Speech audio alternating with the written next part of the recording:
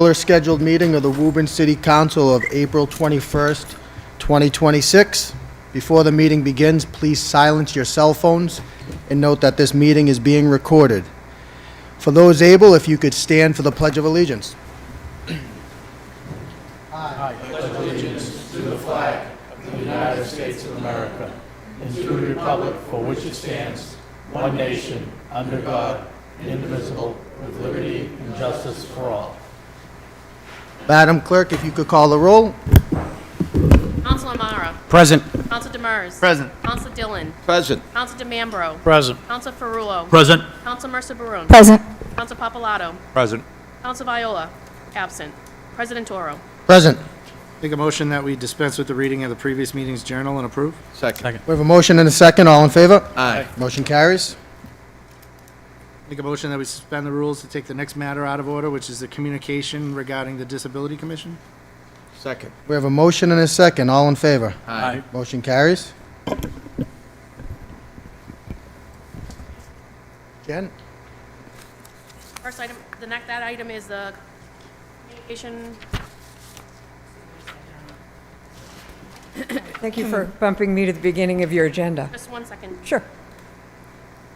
Request the Commission on Disability to provide a presentation on the self-evaluation transition plan process. Communication dated April 9, 2026 was received from Jan H. Fuller, the Chair of the Commission on Disability. Make a motion that communication be received, made part of the permanent record. Second. Motion and a second. All in favor? Aye. Motion carries. Make a motion that we suspend the rules to allow the Chair of the Commission on Disability or her designees to speak. Second.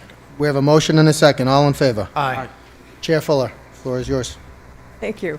Boy, I looked at your agenda and thought, oh man, if I have to wait till the end, it could be a long night for me. Thank you very much for having me here this evening, and I will only just take a few minutes of your time. The Commission wanted to update you on some of our activities over the past 2 years and ask for your continued commitment to accessibility in Woburn. We also want to remind you and anyone who might be listening to the recording of this meeting that there's a one-question survey that's been shared through the schools, the senior center, social media, regarding accessibility in Woburn, and we encourage everyone to respond to that. The goal of the Commission on Disability is to work together with the City of Woburn to ensure safe and equal access throughout the community, to provide education on disability issues, and to address the questions and concerns of residents with regard to Americans with Disabilities Act and other issues. Over the past 2 years, the Commission has been busy in Woburn, participating in awareness events, including the St. John's Church Community Health Fair, the Woburn City Volunteer Expo. This past spring at Kindness Day, we held a coffee meetup in collaboration with the Woburn CPAC. We hosted an accessibility awareness event here at City Hall last summer in combination with a celebration of the 30th anniversary of the Americans with Disabilities Act. We've also begun conversations with the Woburn Police Department about handicap parking enforcement. We've created an accessibility checklist for local venues, and we've worked with the city and host Lions to ensure handicap parking spaces for the Lions Halloween Parade and the city Thanksgiving celebration on the Common. In addition to those activities, we created a grant program to offer opportunities for funding to improve accessibility in the city using the handicap parking violation fines. To date, we've awarded 3 grants over the past year and a half. $50,000 to the Woburn Rec Department for a We-Go-Round. That's a ground-level merry-go-round that children of all abilities can use at Furlow Field. We awarded a grant in the amount of $14,700 to the Council of Social Concern for automatic door openers for their new renovation. And we awarded a grant of $5,100 to the Woburn Community Resource Center for speech captioning capabilities in the center. In response to concerns from the community about how people could access events on Library Field, we helped the city obtain a grant from the Mass Office of Disability in the amount of $9,800 to purchase accessibility mats that have been helpful making events on the grass at Library Park accessible for people with mobility impairments. So all of that was by way of introduction to say why I'm really here this evening. In Massachusetts, a major part of the work that we do is focused on helping the city respond to their own self-assessment and transition plan. These are developed locally by each community and reviewed by the community every 5 years to ensure that cities are constantly improving accessibility. What we all know is that improved accessibility benefits all residents, not just residents with disabilities and handicaps.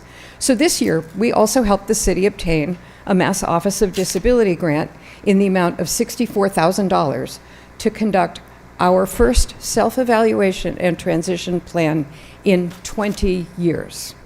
So, we're excited about this. It involves identifying locations in the city, both indoors and outdoors, that are city-owned, and they're used by the community, exclusive of the schools. Architects evaluate each of those sites in light of the requirements of the Americans with Disabilities Act. They identify problem areas, they suggest fixes, and provide cost estimates for each one of those fixes. The transition plan helps determine, whoops, lost that. Okay, want me to keep going? Go ahead. All right. The transition plan helps determine, does that mean my time ran out? Is that, We don't, no, keep on going. okay. I'm almost finished. That's okay. It helps determine priorities for each location and helps cities and towns recognize where they can spend their capital budget in order to maximize accessibility for their citizens. This evaluation can guide all of those expenditures, both expenditures from the Commission on Disability and expenditures from the city's capital budget. As I said, our last transition plan and self-evaluation is about 20 years old. So we're really thrilled to have this grant from the Mass Office of Disability. Now, part of that work has already been completed, and I think you may have gotten a copy of it. The grant operators from the Collins Center did a training for City Hall staff on accessibility for disabilities. They also conducted a Zoom training for those who develop online products to improve the city's digital accessibility in accordance with new federal guidelines. Another part of the work has been the physical assessment of numerous sites in the city to determine whether they might need improvements in order to meet ADA standards. That initial report was made available to us just recently, and I believe it was made available to you also just recently. The information was shared so that it can be used by the city in developing your fiscal budget for capital improvements in the city, and also so that it can be used by the COD to develop any work that we want to fund in the city, to help fund grants for the city, and to help the city apply for grants from the Mass Office of Disability to improve accessibility in the city. As you can see, we've been active raising awareness. We have used nearly $70,000 of the handicap parking fines to fund accessibility improvements in the city. We've helped the city obtain $70,000 in state grants for accessibility. We found that the city and the residents and the government have been extremely responsible and responsive in this call to improve accessibility. As I mentioned, our training on digital accessibility was held recently. I didn't even know what that was, but I sat in on the training and was so impressed with the knowledge that our city employees already have and are already using to improve our digital accessibility. We've come so far, and we have really made some momentum in the city. And what we're looking for here from the Commission of Disability, what we're looking for from you, is that you help continue that momentum by looking carefully at your upcoming capital budgeting and look at the plan and the transition plan and the evaluation from the grant that we obtained to help fund some of those accessibility improvements that the city needs to see. I think it's important to remember as you go, as you go forward in your fiscal program and in your budgeting, it's important to remember that improving accessibility doesn't just improve accessibility for people with disabilities. That if we improve access to our community, that's for every one of us, not just our people with handicaps, not just our residents with disabilities, but it improves the city for every single person living here now, living here in the future. So that's what I came to ask for, is just that you continue to build that momentum for us and be responsive to the transition plan and evaluation. The Commission is happy to work with you in any way that we can. We do meet monthly. You're welcome to come to our meetings. We're happy to come to committee meetings for you folks. Any way that we can help you to inform the capital budget coming up for the next fiscal year. So, any questions? Jen, any questions from the council? Councilor Dillon. First off, Jan, thank you and all the members of the commission for your hard work.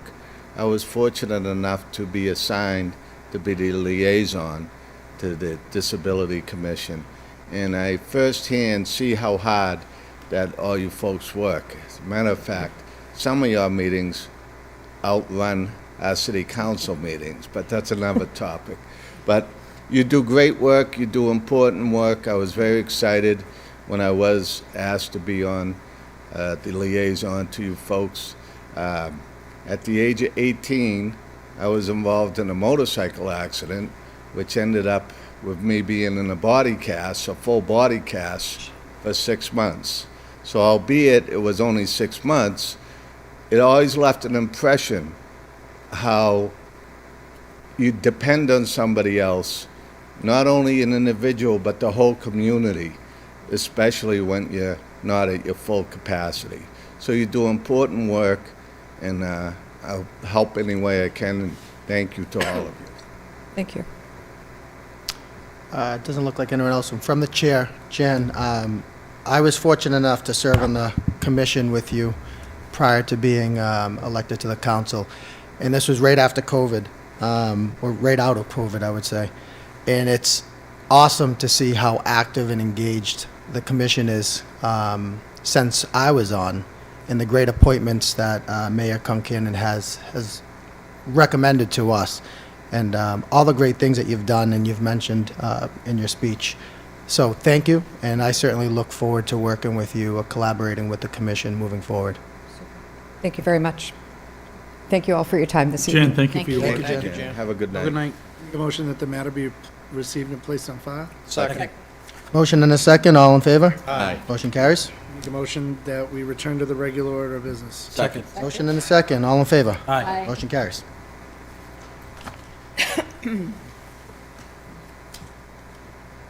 Next item on the agenda is under Mayor's Communications. A communication dated April 8th, 2026 was received from Mark J. Savati, the city solicitor, as regarding order to accept donation, and there's also an order as well.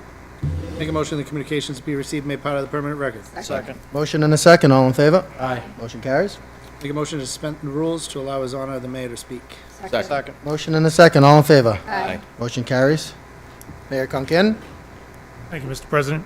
Good evening to you and members of the council. I'm joined by our city engineer, Alex Rozicki. As you can see, this is an order authorizing the city to accept a grant of $970,000 from the Mystic River Watershed Association to support the implementation of the new fish passage at Horn Pond. We're basically asking you to approve receiving the gift. An anonymous donor has made a donation to the Mystic River Watershed Association with the intent that it be used to complete the project down at Horn Pond Fish Ladder. So we're requesting that you approve that. Alex is here if you have any questions on an update on the project. As you know, we're about to launch, and this donation that we're asking you to receive gets us to the goal. So with that, I'd ask if there's any questions. Council Dillon? Not a question, just a statement.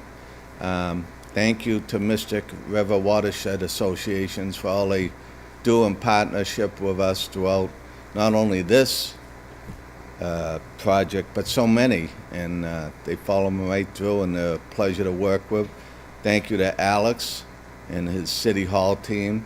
Again, you know, to get us over the finish line, there's a lot of work involved, and I see what they do day to day, and I know we all appreciate it. And as far as the fish, and thank you to the donor who wants to remain unknown. So a big thank you to him or her or them. It's this is going to be something that will be a great attraction to not only the Horn Pond but to Woburn. It will actually, I'm hoping that we can get this working with our schools as well and make it part of the educational process. Because as we all know, I've said it many times, Horn Pond is our Woburn jewel. This is just another part of it that will bring it up another notch. So I can't tell you how excited I am about it, being a nature lover, environmentalist, and a fisherman. But just for the value of the Woburn community. It's going to be awesome. So thank you, everyone that's involved. Thank you, President. Council DeMambro. Alex, can you give us an update on, the time frame that we're looking at on this fish ladder project and when you expect or anticipate the completion date? Yeah, sure. Bid opening is tomorrow. Exciting day for Woburn. It's many years in the making, and thank you to Mystic River Watershed first of all. But bid opening's tomorrow. We'll have a price on the project. Over the next week or two, you'll see a contractor start to work on parking lot upgrades and expanded parking. If you've been keeping up with the Conservation Commission, so it's going to be a busy year down at the Horn Pond parking lot with the water treatment plant going on too. So people might not be as used to the parking spaces that they fight over being available. But the fish ladder will be in construction all summer long, operational by the fall, and this time next year when the herrings start to come back, they'll have a brand new fish ladder and underwater viewing platform, hoping that the bid prices come in and these donations have got us enough money to build it. Excellent. Thank you, sir. Yep. Make a motion to return the regular order of business. Second. Motion and second, all in favor? Aye. Motion carries. Make a motion Thank you. that the order be adopted. Second. Motion and second, all in favor? Aye. Motion carries. Thank you, Alex. Thank you, Mayor Concanon. Thank you. Thank you. Next item on the agenda is communication in order to remove and replace the Woburn Municipal Code Title 7 Wetlands Protection and Conservation. A communication dated April 14, 2026 was received from His Honor the Mayor Michael P. Concanon. Make a motion to receive the communication, make it part of the permanent record. Second. Motion and a second, all in favor? Aye. Motion carries. Make a motion to suspend the rules to allow the mayor to speak. Second. Motion and a second, all in favor? Aye. Motion carries. Mayor Concanon, welcome again. Thank you, Mr. President. This is an ordinance change that's basically updating some language, some minor changes. These were proposed by the Conservation Administrator, Teresa Murphy, with the input from the engineer and the DPW superintendent. There's a lot here, but it's really not substantive. It's mostly procedural, and I was anticipating perhaps this would go to committee, and Ms. Murphy would be available to come in and answer any questions you might have.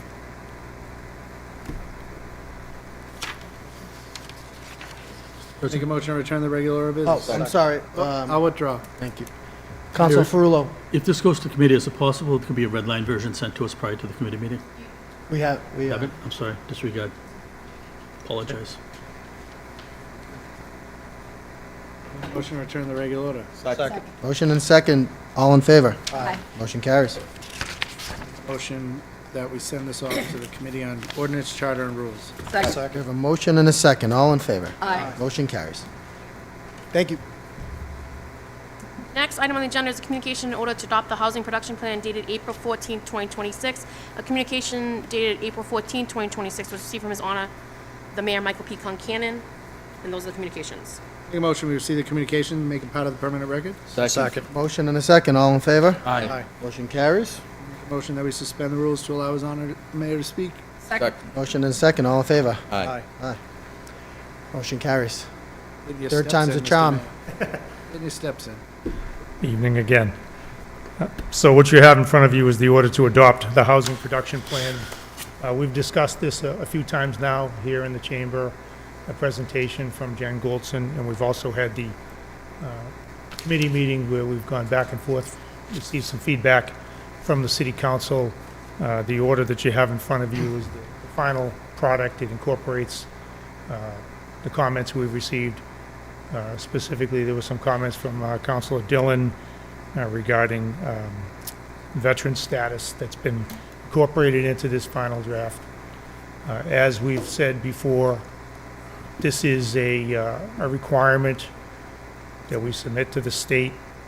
One of the major benefits of compliance is that we achieve safe harbor in the event that we drop below the 10% in the housing index. Again, I think we've drilled down and discussed this a few times now. I don't know if there's any particular questions, but at this point, we're really just asking for this council to adopt the order. Questions? Council Demers? Just a few clarifying statements or questions, just so that everybody at home understands where we're coming from on this. You know, we've vetted this proposal. It doesn't hurt us in any way, but it benefits us to get this in there for fiscal years 26 through 30. Correct. And they're basically a set of guidelines or value targets and not necessarily, well, recommendations. They're not necessarily mandates, things we have to follow when we go through any type of permitting process or any type of zoning changes. They're just guidelines, values, target areas that we should shoot for, values that we hope we can get to. It's not holding our feet to the fire on anything. I believe that's an accurate representation, Okay. yes. Just wanted that to know, just wanted the folks at home and the folks in the crowd to know that, because, you know, it's great to put a report together that, one, keeps us in safe harbor if we ever were to fall below it. But two, it's nice to have our values codified or our ideas codified to make sure that they're things we do shoot for in future planning, because Lord knows who's going to be here during the length of this plan. Yeah, it's aspirational. It does allow us, as you say, the safe harbor, and it also qualifies us for various grant opportunities. Exactly, and that, I think that's the other key that I wanted to get to, was it opens it up and makes us access more grants to not necessarily achieve each one of these goals or even 100% of a single goal, To have the move plan us is in enough. the right direction. And it really has, I mean, it has zoning recommendations, or smaller zoning recommendations, or redevelopment ideas, but, you know, I think the bigger meat and potatoes will be the future look at our zoning ordinances, as opposed to this driving our zoning ordinances. That's accurate. Thank you, Mr. President. Councilor Dorn? Thank you, President Tour. I just want to thank Planning Director Cashel and his team as well. I had a few questions during the first draft and the second draft, and he answered them very completely and thoroughly for me. And the one big input I thought was important to get something in there in the veterans housing was done. And I just wanted to say thank you, and I'm already using it more as a reference. As a matter of fact, I'm going to request it in hardcover so that it doesn't deteriorate on me with all the use I'm doing with it so far.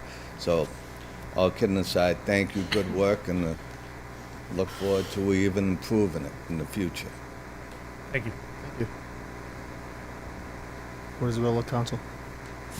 Make a motion that the housing production plan is adopted this evening. Second. Second. We have a motion and a second to adopt the housing production plan. All in favor? Aye. Carries. Thank you. Back on here. Thank you. I'll make a motion to return to the regular order of business. Second. We have a motion and a second. All in favor? Aye. Assumed I wasn't gonna do that, did you? Thank you. Next item on the agenda, we have under new petitions is 102 Main Street LLC, request for a minor modification to special permit issued to Boston Brazilian Jiu-Jitsu, Inc., dated February 8th, 2013, to update condition number 9 regarding no gyms allowed to only apply to the space at 102 Main Street and not apply to the space at 104 Main Street, at 102 Main Street. The communication dated April 14th, 2026 was received from Attorney Jim Giuliano, and those are the communications. Make a motion to receive the communication, make it part of the permanent record. Second. Motion and a second. All in favor? Aye. Motion carries. Make a motion to suspend the rules to allow the petitioner to speak on the matter. Second. Motion and a second. All in favor? Aye. Attorney Giuliano? Good evening, Mr. President. For the record, Attorney James Giuliano, Giuliano Law Group, 607 Main Street here in Woburn on behalf of the petitioner. After speaking, we do have a public hearing on for this matter on May 5th as well, but after speaking with Commissioner Quinn, there was a bit of a discrepancy relating to one of the conditions from 2012 that indicated that the Boston Brazilian Jiu-Jitsu, which occupies the premises at 102 Main Street, had a condition that stated that there was to be no gym, which we, as the petitioner for 102 Main Street, thought that that was going towards that one space. If you know the building, there is 2 commercial spots, one at 102 and one at 104. After talking to Commissioner Quinn, his interpretation was that no gym condition was to follow with the property in its entirety. So just to give you a little bit of a history, back in 2012, my client refurbished the property. It was run down. He refurbished it. It was an existing non-conforming structure in an R2 zoning district, which consists of residential up top and commercial downstairs. We got that special permit under subsection 69. Subsequently, a few months later, we got a special permit for the Brazilian Jiu-Jitsu, which is still there today. In 2013, wasn't my client, but there was a dry cleaner that moved in next door at 104 with certain conditions, so on and so forth. So, and again, we'll elaborate a little bit more at the next public hearing, but the dry cleaner has moved out, and my client is going to propose to put a small private gym of about 5 individual people that are carried forward to his Brazilian Jiu-Jitsu studio. So that's the premise of the special permit application that we'll talk to you on May 5th. But again, the cleanest way after talking to Commissioner Quinn was to go back and to amend or do a minor modification to have that no gym condition just on that special permit for 102, which is the Brazilian Jiu-Jitsu studio, and not for the entire building.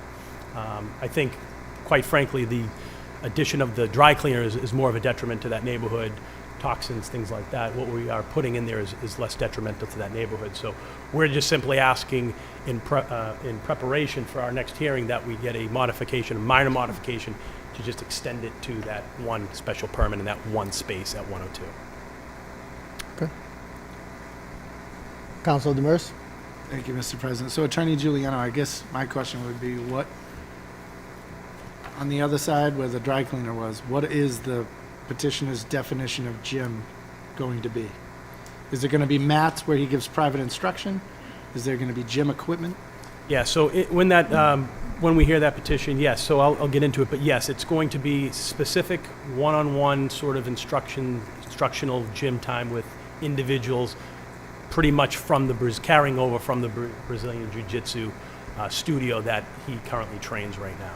It's just an expansion to the Jiu-Jitsu studio that essentially just trains them a little bit further. So the gym space will just be towards that 104 next door, not for the 102. The 102 is to remain a Jiu-Jitsu studio and not expanded into a gym.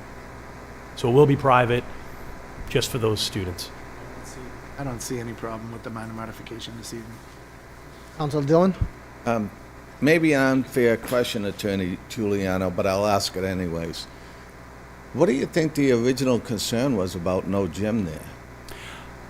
I think the original concern when we originally got the special permit in 2012 was sort of just making sure it wasn't a segue into creating more people to come in there, a public gym, which would create more people in that area. As you know, it was an existing non-conforming structure. There is about 7 spaces there now. It was a parking concern. Obviously, if you bring it into a public gym, you're attracting more people, and I think that was the concern of the council, and that was the concern of the building commissioner at the time. And I think that was why it was a condition in that special permit. When I checked it out, I saw a number of spaces, and you're saying there's 7 there now? There's 7 spaces in the back, correct. And how many square feet would this gym be? This gym is, with bathrooms and small areas, 2,500 square feet, which we submitted. So, Thank you. You're welcome. Councilor DeMambro?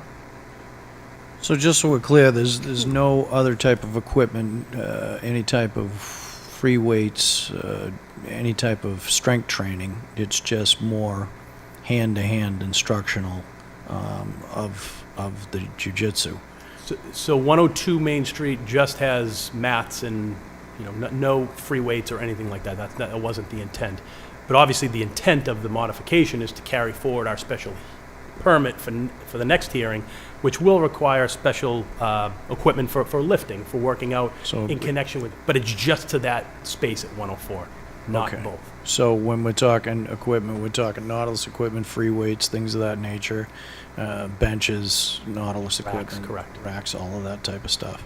And that would take up approximately how many square feet of the facility? So between the actual equipment and, well, there'll be different stations, but the intent is to have mostly all of the 2,500 square feet of that space at 104 where the dry cleaners was, to be sort of spaced out with racks, free weights, benches, nautical equipment, treadmills. Would this be one-on-one training, or are we talking, you got a couple of people in class and then you get any member that's part of the club or the instructional, they can just come and go as they please to work out. So that's the intent. The intent is to have students of the jiu-jitsu studio be able to have a workout place that is basically for them, because they are part of the jiu-jitsu studio. And Jimmy Delafano, my client, will be sort of there anyways, because he's there all the time so he'll be able to come and go and sort of, look after them. There is a separate space, so he's not going to be working with them directly, Right. but it is going to be specifically for his students. Just his students. Excellent. Thank you, Attorney. Councilor Mara. Attorney Giuliano, thank you. What are the hours of operation of this? So we're going to pretty much keep it at working day between 6 o'clock in the morning to 8 or 9 o'clock at night. It's something that is going to go hand in hand, so it's going to probably mimic something where the jiu-jitsu, and I got to look back at that special permit from 2012, but I'll have that but it'll mimic those hours of the jiu-jitsu studio. Okay, and how many people at once you think could possibly? So I would say no more than 5. I mean, the space doesn't, just 2 things. 1, the space, and then 2, the parking. So they are going to be utilizing maybe 1 or 2 spots on site, but they're also going to be utilizing parking on Main Street, Ash Street, Veterans, where there is public parking allowed. So we can't be allowing, a dozen, 20, 30 people at this place, not only for space concerns, but also for parking concerns. That was sort of our goal when we thought this out, is to make sure we weren't being more intrusive with the parking situation at the south end. So where this is a smaller gym, there'll be nobody working out after hours, or? Okay. So I'll defer to the rest of the council, but as the ward councilor, I'm fine approving the minor modification tonight. But like I said, I'll defer to the rest of the council. Just so I can just clear, so there is a special permit for May 5th for the other, under subsection 69, so this is just for the modification, just to clarify that. Thank you. Okay. Do we have a motion? Make a motion to return the regular order of business. Second. A motion and a second. All in favor? Aye. Motion carries. Make a motion the minor modification be granted. Second. Motion and a second to approve the minor modification. All in favor? Aye. Motion carries. Thank you, everyone. Attorney Giuliano, thank you. Next item on the agenda is a petition by NSTAR Electric Company, DBA Eversource Energy, for grant of location west of Harlow Court and Main Street. A communication dated April 14, 2026 was received from Jackie Duffy, the right-of-way agent, requesting a continuance. Make a motion the communication be received and made part of the permanent record. Second. Motion and a second. All in favor? Aye. Motion carries. Make a motion the public hearing be open. Second. Motion and a second to open the public hearing. All in favor? Aye. Carries. Is there anyone here that would like to speak on this matter? Please step forward. Seeing no one. Make a motion the public hearing be continued to the regular meeting of the council on May 5th. Second. Motion and a second to continue the public hearing. All in favor? Aye. Motion carries. Next item on the agenda is a petition by NSTAR Electric Company, DBA Eversource Energy, for grant of location west of Campbell Street and Main Street. Communication dated April 14, 2026 was received from Jackie Duffy, the right-of-way agent, requesting a continuance. Make a motion the communication be received, made part of the permanent record. Second. Motion and a second. All in favor? Aye. Motion carries. Make a motion to open the public hearing. Second. Motion and a second. All in favor? Aye. Motion carries. Is there anyone here in the audience that would like to speak in this matter? Please step forward. Seeing no one. Make a motion the public hearing be continued to the regular meeting of the council on May 5th. Second. Motion and a second to continue the public hearing. All in favor? Aye. Motion carries. Next item on the agenda is another petition by NSTAR Electric Company, DBA Eversource Energy, for grant of location in Presidential Way. Make a motion the communication be received, made part of the permanent record. Second. Motion and a second. All in favor? Aye. Motion carries. Motion to open the public hearing. Second. Motion and a second. All in favor? Aye. Motion carries. Anyone in the public that would like to speak on this matter, please step forward. Seeing no one. Make a motion the public hearing be continued to the regular meeting of the city council on May 5th. Second. Motion and a second to continue the public hearing. All in favor? Aye. Motion carries.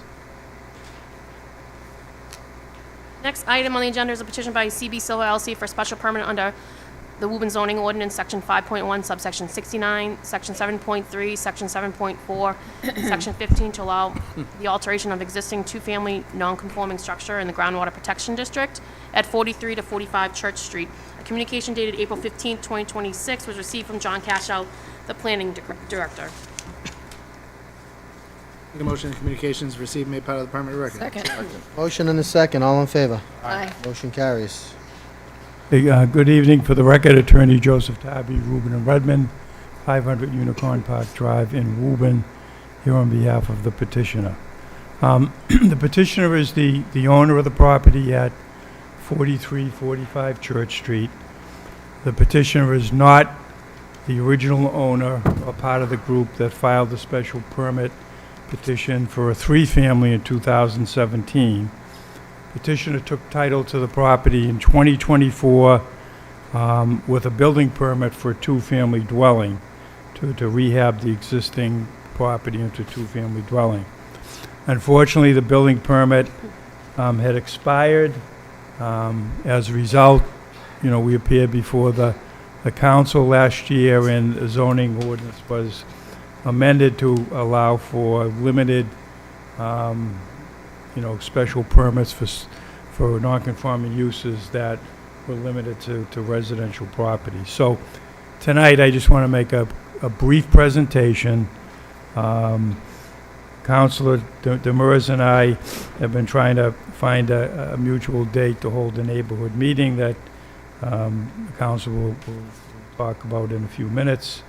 And then in addition, after the neighborhood meeting, there's going to be a department head meeting with all the departments to review the petition and then make recommendations to the city council.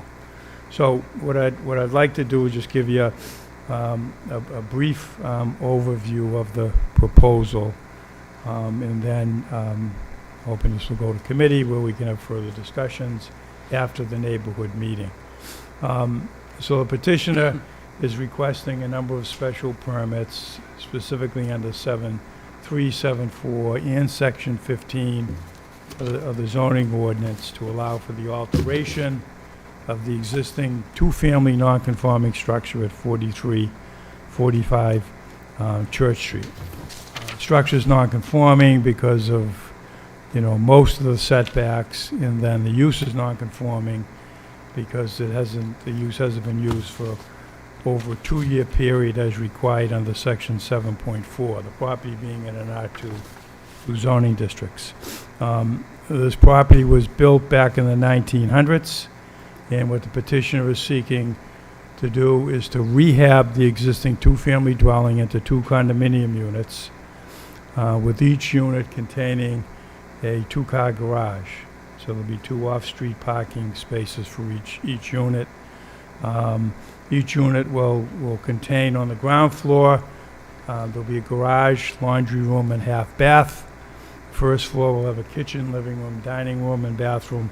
And the second floor will have three bedrooms and two baths.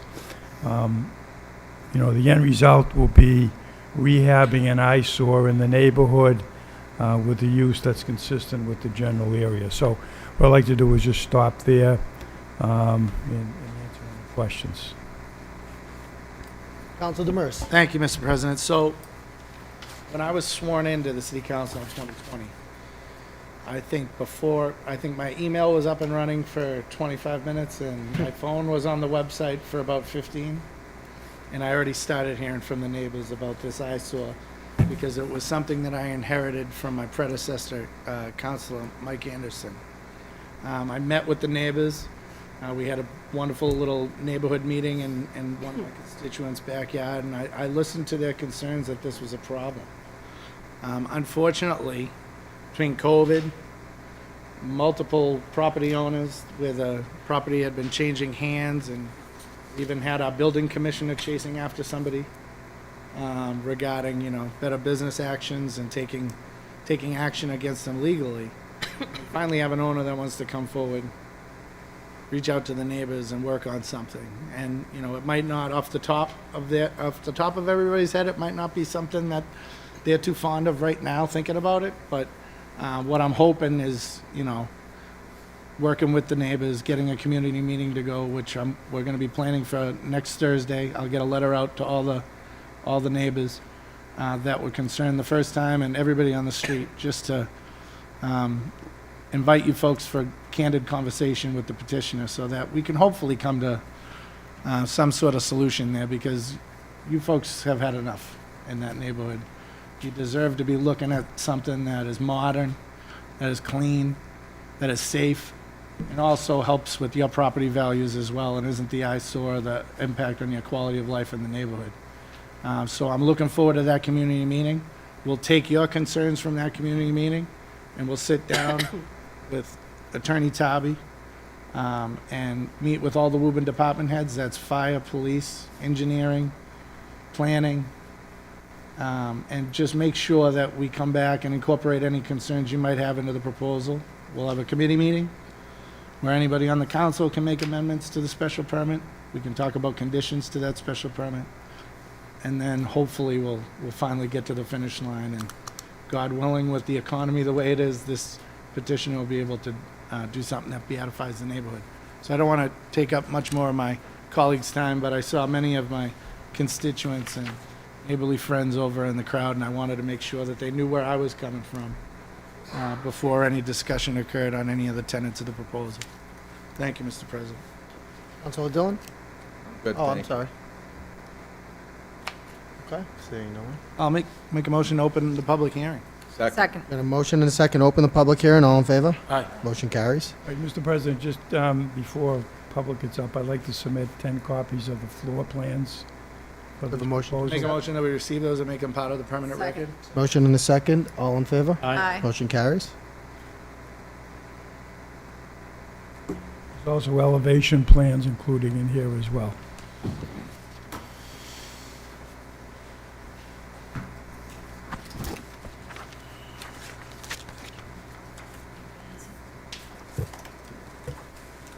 Thank you.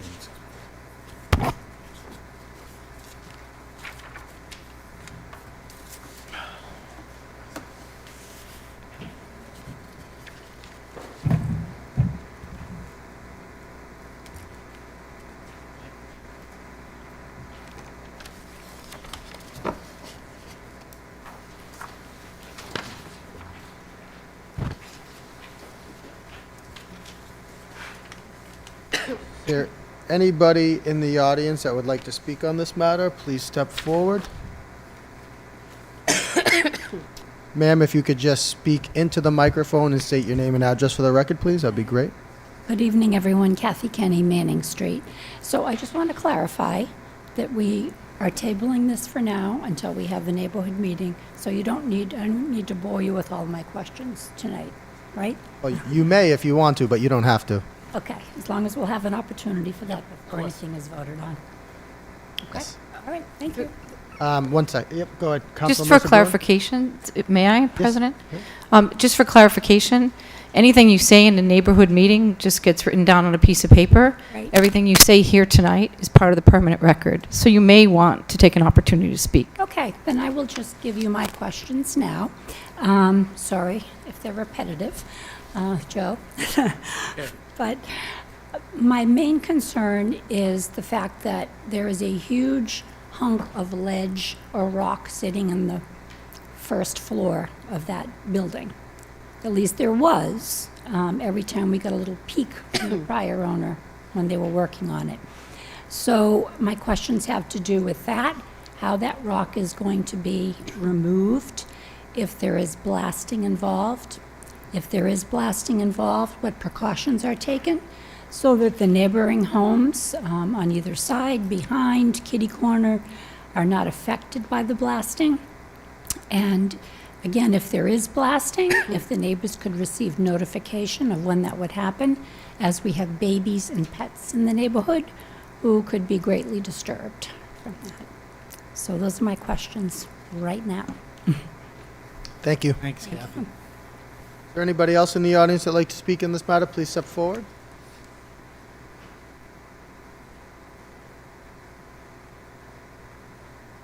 How are you, ma'am? My name is Millie Polcaro, and I've been a homeowner on Manning Street for 54 years. And I know it's a non-conforming use, and some of the paperwork has said they needed a special permit because it hasn't been used for 2 years. It hasn't been used since 2010. The house was sold then. There have been builders coming in, but nobody has lived in that property, I think, since 2010. Everybody in the neighborhood does want something done. and they're happy that it's a two-family rather than the three-family. The concerns are with the demolition. I wish somebody would go inside and check for asbestos, rats. I think the grading behind the house also needs to be looked at. I think some of the neighbors, the worry is, where is the storage of materials going to be? Because there's no real groundwork there to store anything. The last time somebody worked on it, they left a dumpster in the street for quite a long time. There was no cover on the dumpster, and some of the stuff was blowing down the street, coming out of the dumpster when the winds were blowing. That was another concern. I think the garages underneath are very good, that it's a two-car garage. The thing is, the hard part is going to be that cars that could park in front of that house before are not going to be able to park in front of that house now. I would hope that the alderman would drive by and look at the site and the building, the back of it and everything. And I would hope that the builder that's going to do it respects the neighborhood. And I'm concerned about the hours that they'll be working there, the number of days that they'll be working there, what they're going to do with it, and the materials that they use. I was wondering what the price of each condo was going to be, to make sure that they use good stuff inside, so that the asking price for the condo is going to be a legitimate price for that area. Okay, thank you. Thank you. Thank you. Would anybody else like to speak on this matter? Please step forward. Good evening. How are you? I do look forward to the neighborhood meeting. I have a lot of questions on the Can you please- You construction. can state your name, please, and And your Oh, I'm address. sorry, Jeffrey Name and James, address. 24 Church Street. Thank you. Yes. So I do have a lot of questions on the construction, basically. Will we have a chance after we meet up here again if we are dissatisfied with our meeting? Yes. Yes? Then I There'll be suppose another public hearing before the city council, at least that'd be one. wonderful, because once we get our information, then we'll know what we're Sure. talking about. Very good. Absolutely. Thank you very much. Yes, sir, no problem. Anyone else like to speak on this matter? Please step forward. Seeing no one. Oh, one second.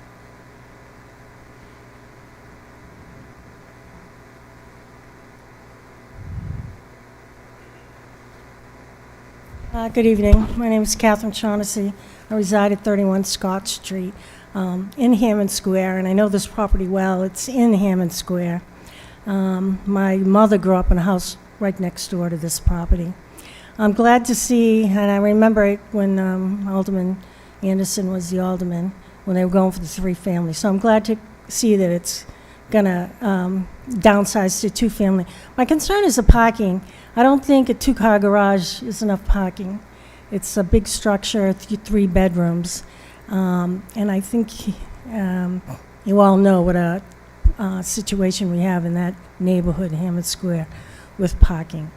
Also, my opinion, it's in violation of 7.3 or 4, and it's a it's lost its status because it's been in abandonment over 2 years. So that's just my comments on it, and thank you very much. Thank you, Thanks, Catherine. Anybody else in the audience that would like to speak on this matter, please step forward. Seeing no one? Make a motion that we continue the regular meeting of the city council on May 19th and refer it off to special permits. We have a motion and a second. All in favor? Aye. Motion carries.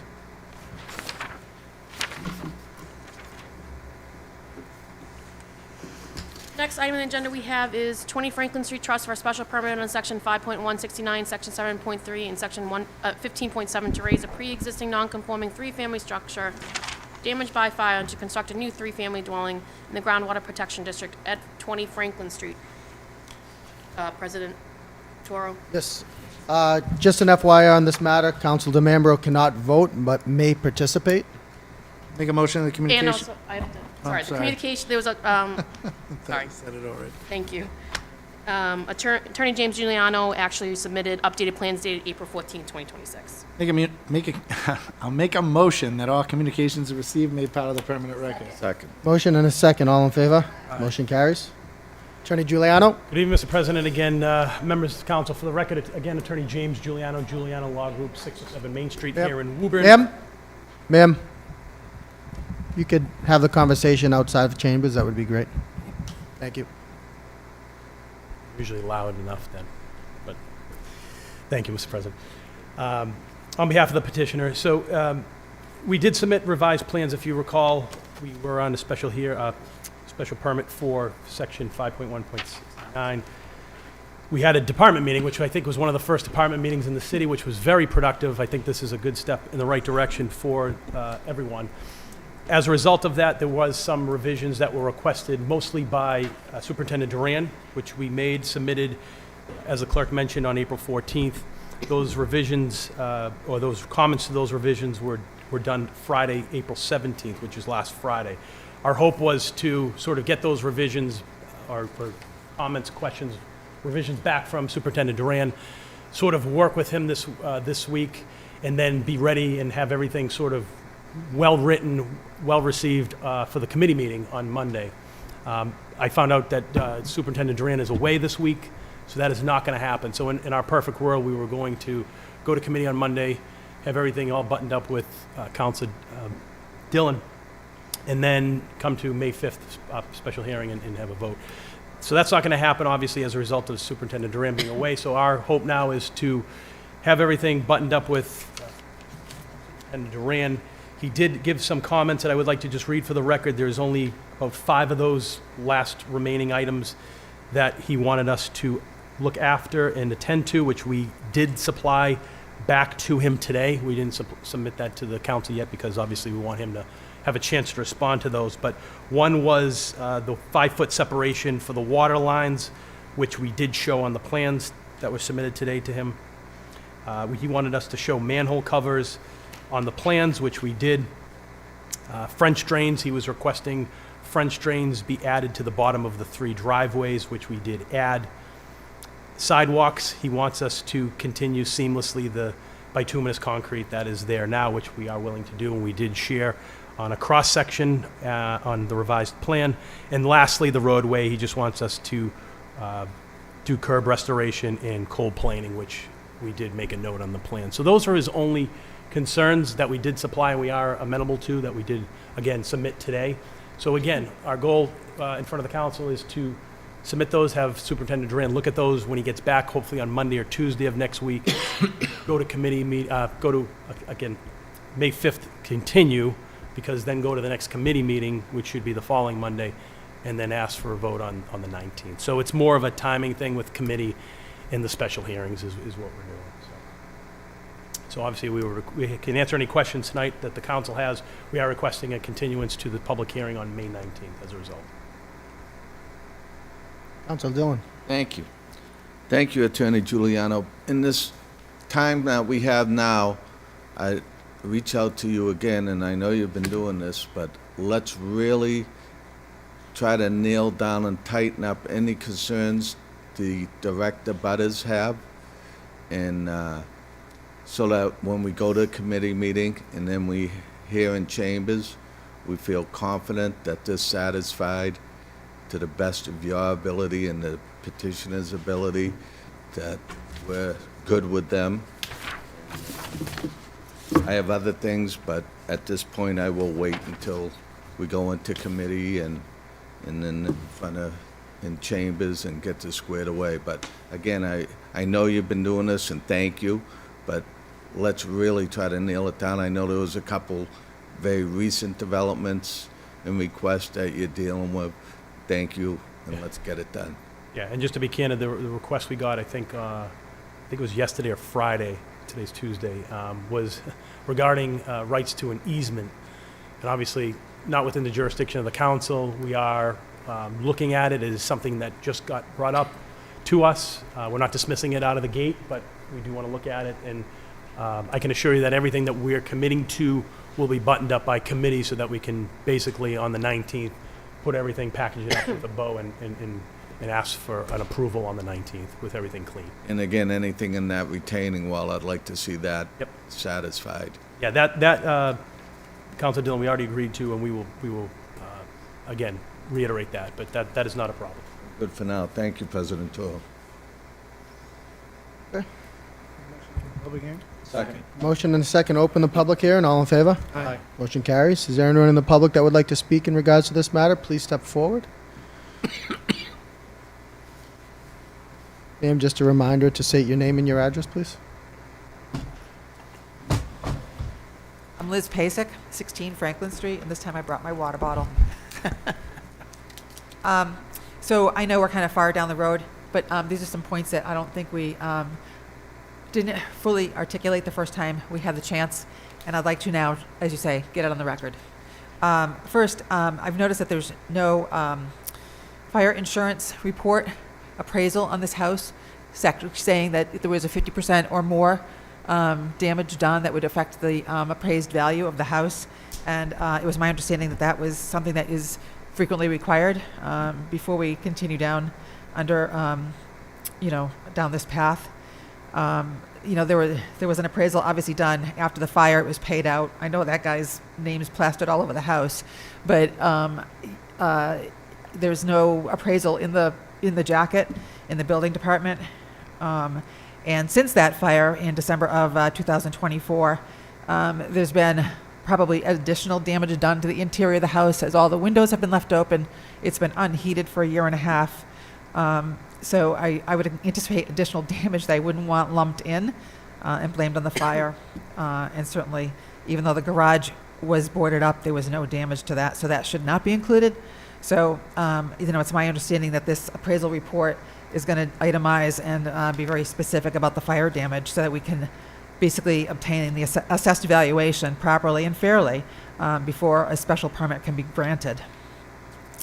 My second concern, and we've been batting this around, this petition is being brought under 7.6.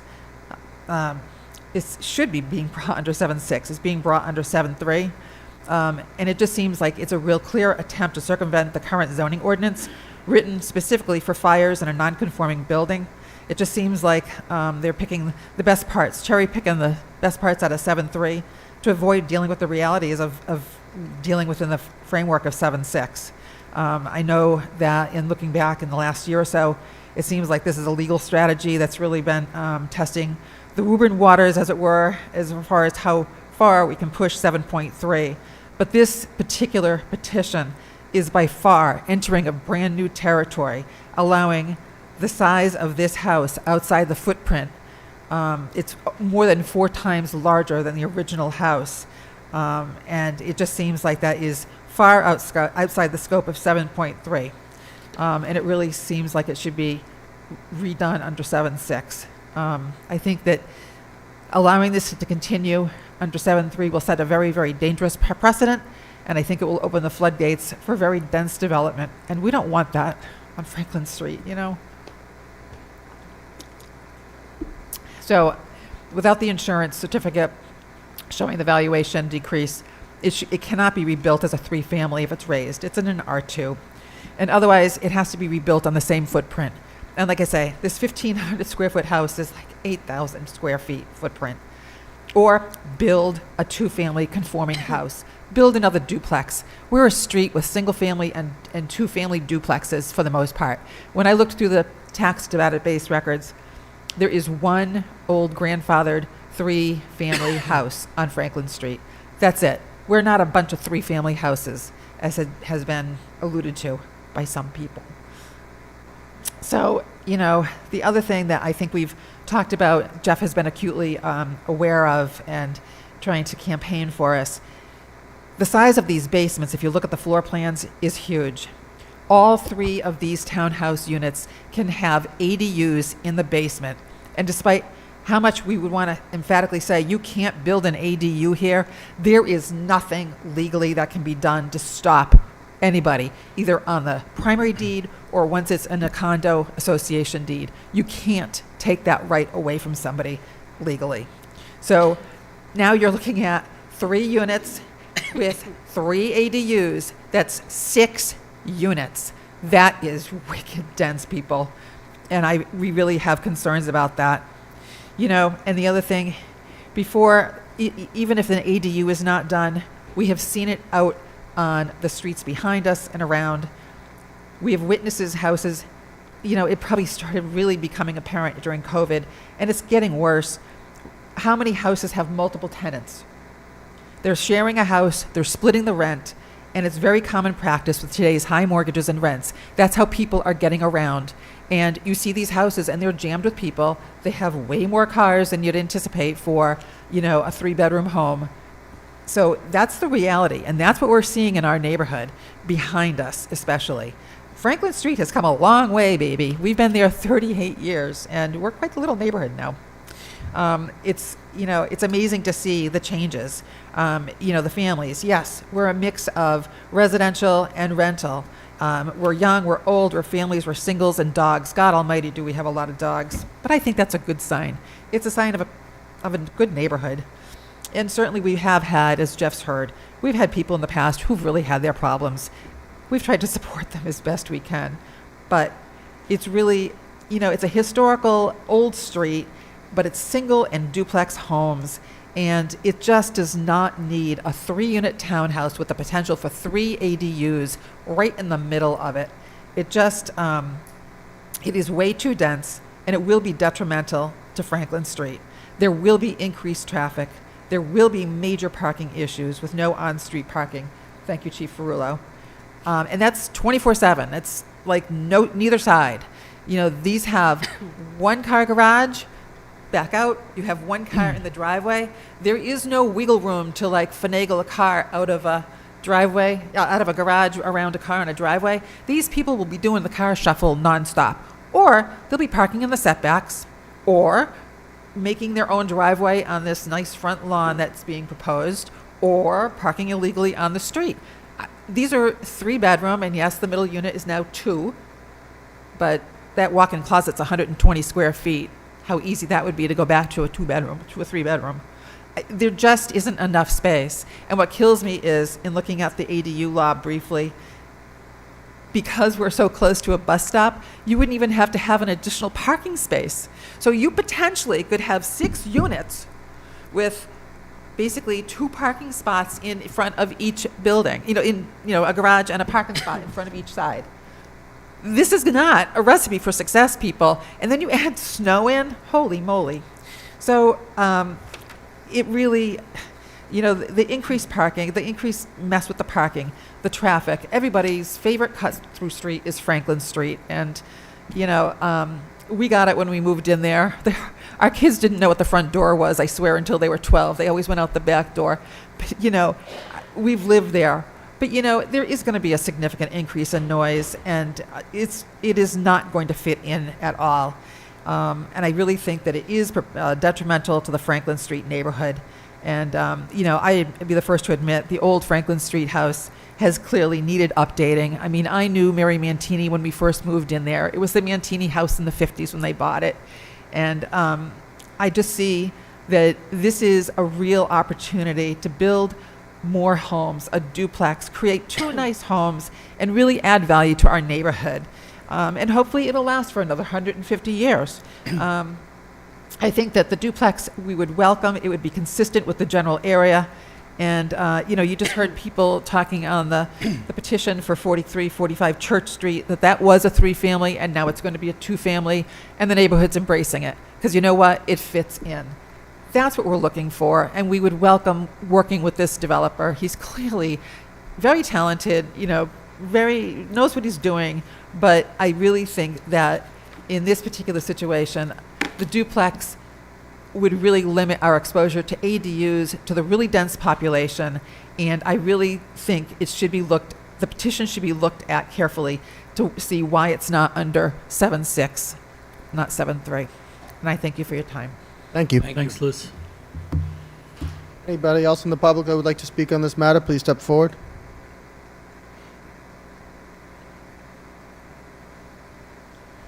Good evening, Mike Pasek, 16 Franklin Street, direct abutter. It's going to be a tough act to follow, and we can talk about it when we get home.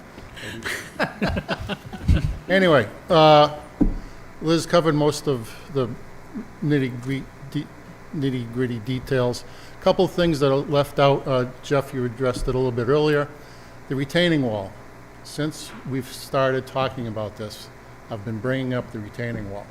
And I asked for the current plans to be updated to show the retaining wall. Are you in receipt of the current revision of the plans that were sent out on Thursday or Friday? If you look at the elevation views, there's no retaining wall. The only place you're going to see the retaining wall is if on the plan view, doing the overview, and then it's very faint drawn in there because it's showing as existing things are grayed out, right? But there's no plan. So when, again, reiterating, when that garage comes down and the foundation for the garage comes down, there's no plan now to secure that retaining wall. So I don't know what you would be voting on going forward, what the committee doesn't, the department head committee meeting doesn't have anything to discuss. Last committee meeting, there was, please go out and do something with this retaining wall, and the plans come out, there's nothing on the retaining wall. Okay? So we need to look at that still. It's been 3 months. We still need to address that. A little history on the house. We're not talking about taking a 3-family house and turning it into a three-family townhouse setup. This was built and constructed and lived in as a single-family house. Mary Mantini, when her daughter got older, her daughter wanted some space. So the other apartment on the first floor was created by putting a piece of plywood across the hallway opening in the door and adding another kitchen where there was a second bath. That's the 2 apartments on the first floor. The basement apartment, I can literally do this. If those are 7-foot ceilings, I'll eat my hat, right? So it was the basement. So they shoved in another tenant down there. So we're not talking about taking a 3-family home and, oh, we're just going to upgrade it.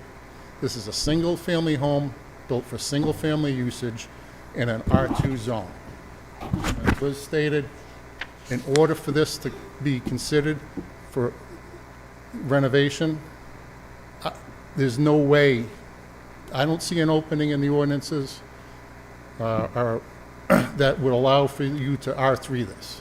If that happens, that opens the floodgates in this city. I mean, you can go up and down the streets all around Hammond Square, you'll see duplexes with 3 electrical meters or 4 electrical meters on them, right? That if we open this up and give it an R3, by default, it's going to be an R6.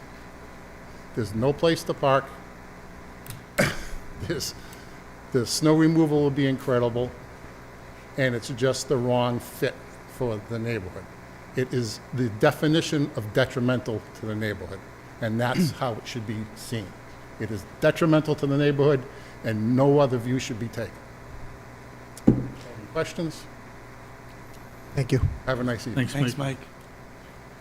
Anyone else like to speak on this matter, please step forward.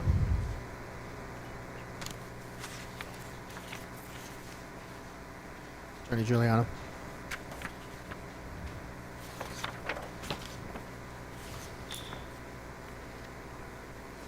For the record, my name is Catherine Shaughnessy, and I reside at 31 Scott Street. I think my neighbors here did a pretty terrific job. So I don't have a lot to add to that, but I will talk about 7.3 zoning code that they have petitioned.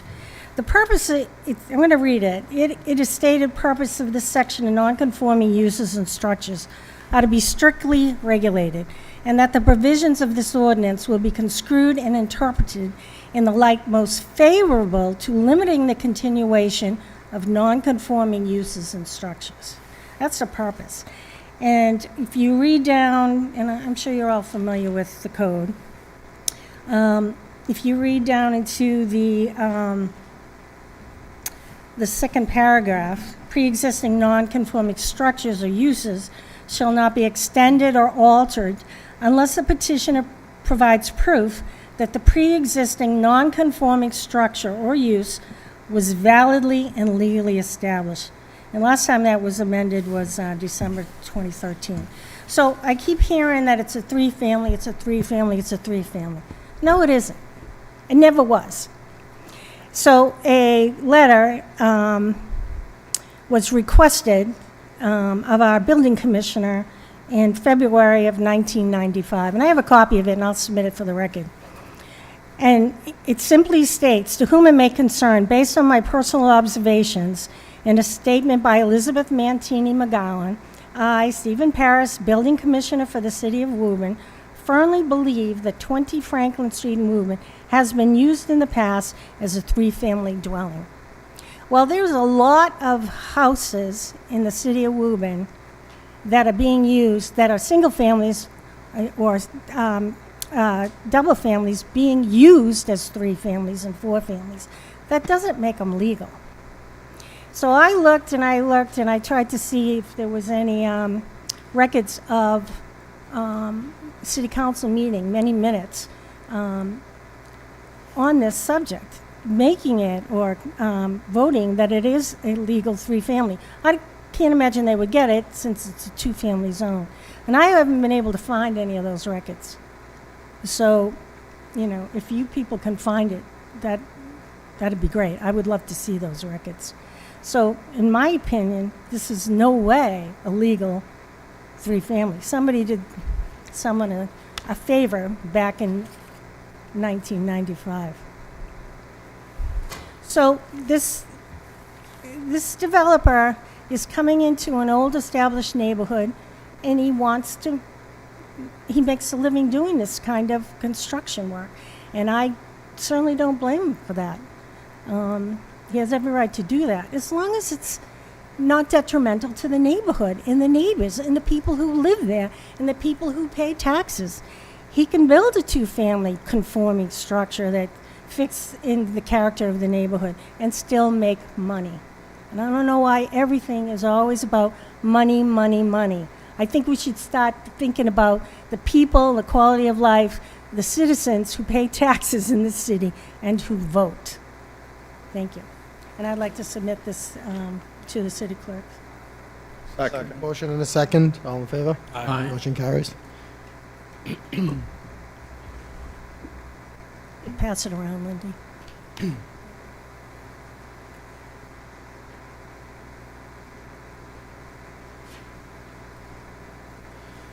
Is there anybody else in the audience that would like to speak on this matter? Please step forward. Come on up, sir.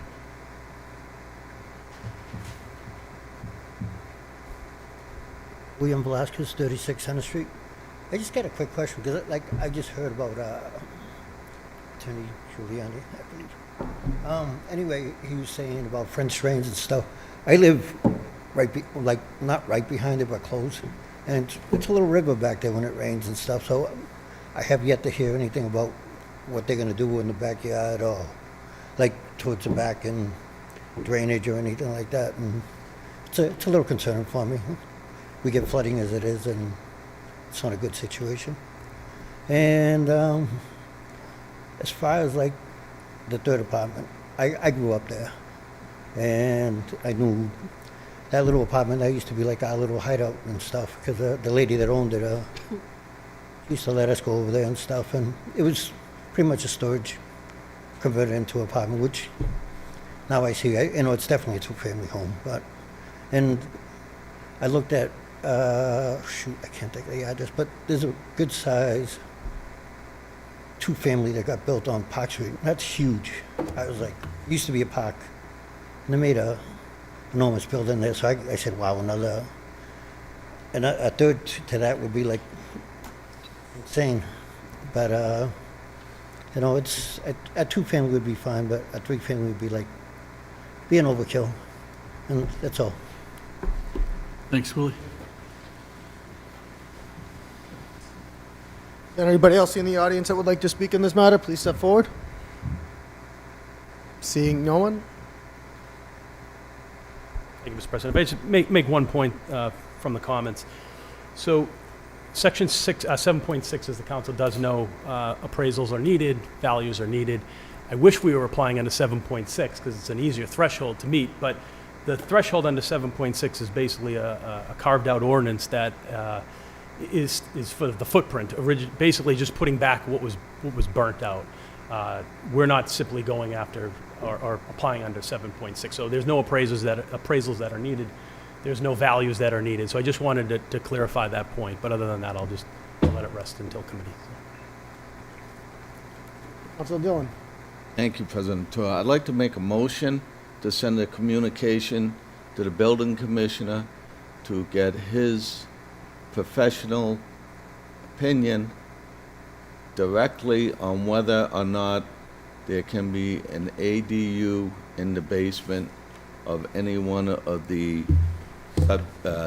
plans that were put forth. Yes, thank you, turned in, so that we can get some closure on that, because I'm being told that there is no way that there can be any ADUs in the basement, but I'd like to get that from him in a written correspondence, and that's my first form of a motion. Second. We have a motion and a second to send communication to Commissioner Quinn. All in favor? Aye. Carries? Thank you.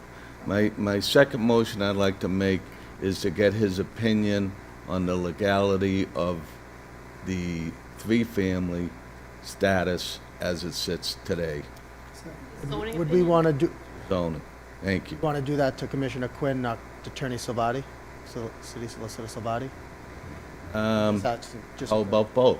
Thank you. I appreciate the suggestion, so I'll redo my, Maybe a communication to City Solicitor Salvati. Requesting a legal opinion? Collaboration, yeah, requesting a legal opinion in collaboration with Commissioner Quinn. perfect, thank you, sir. All right. Second that. We have a motion and a second. All in favor? Aye. Motion carries. Thank you, that's what I have. Councilor DeMembro. Through the chair, sir, to Councilor Dillon, would you also want to send a communication to John Connor? See how that property is being taxed, or has been taxed in the past All the better, thank you. 15, 20 years? Do you want to make that in a form of a motion? Would you like to? Make a motion to send a communication to John Conley for the assessment of that property for the last 10, 15 years on how it's been taxed. Second. 10 or 15? 10 or 15, yeah. 10. Thank you. So we have a motion to send to us, to John Conley for the last 10 years to see how it's been assessed, and we get a second. All in favor? Aye. Motion carries? Just to clarify, that's the assessor's department? Yes. Yes, Apologies. yes, assessors. Yes. Thank you. Good, thank you. Ask one more time. Is there anyone else in the audience that would like to speak on this matter? Please step forward. Seeing no one. Make a motion that we continue One, this. one, No. one. Yep, just wait to get to the microphone, please. Just state your name and address for the record again, please. Catherine Shaughnessy, 31 Scott Street, Woburn. Just a point of clarification. I've been to a hearing at the Board of Appeals, and I think this is the third public hearing on this subject matter, and I'm not clear when there's going to be a committee meeting. Can anybody tell me when the committee meeting is going to be? Through the chair? This is another thing. I'm kind of shocked because I used to sit where you guys sit, and gals. I'll bet it was a long time ago. And I guess things have changed, but the committee meetings are set by the council, not by the attorney. That's correct, yep. Okay, so when are we going to have a committee meeting? May I, Mr. President? Council Demers. Sure. One second, Madam Council Chair, Demers. go right ahead. Go ahead. Catherine, I am the chairman of special permits. So we will be having a meeting. Typically, they're on Monday evenings. There are no public notices that go out to the neighbors for special permit meetings or committee meetings in general, but they are posted, so keep an eye out for it. I will. Does that help? Thank you. Welcome. Council Demers. Oh, just on the procedure, since I've been on the council in 2020, we have committee night on Monday, the weeks we don't have a regular meeting on Tuesday. So on the weeks that we don't have a regular meeting on Tuesday, You have your committee that Monday meetings. night will be in committee, and Yeah. you just keep an eye out for the posting, which happens 48 hours before. I read the Times. Well, the website's actually shows- better than, make- the make sure you website's actually post it in better the than the Times. Times. Thank you. Councilor Dillon. Yeah, Catherine, I believe you've got all the correspondence. Whenever there's a meeting regarding this, I send it out, text and email to you, correct? I have in the past, every meeting, correct? But you have gotten them. Yes, Alderman, you have. You Okay. texted me, and I do appreciate it. Yeah. My Thank you. question simply was, when is the committee Sure. meeting going to be? No, I get you. Thank you. I'll keep you informed as I've had in the past. My pleasure. Ma'am, state your name for the record, please. Liz Pasek, you. 16 Franklin Street. I appreciate the efforts to try to help validate the three-family history and stuff. It's interesting because I already went to the tax assessor's database, the tax assessor's office, and I was told very specifically that the tax records have no bearing on declaring or making it a three-family, never mind a legal and valid three-family, which is what it has to be. So I already kind of went down that route. So you can, but for whatever reason, that's what the information I was publicly told. I just want the records. Yep, thank you. Sure. But the other thing, that Paris letter that you brought very smartly, Catherine, thank you.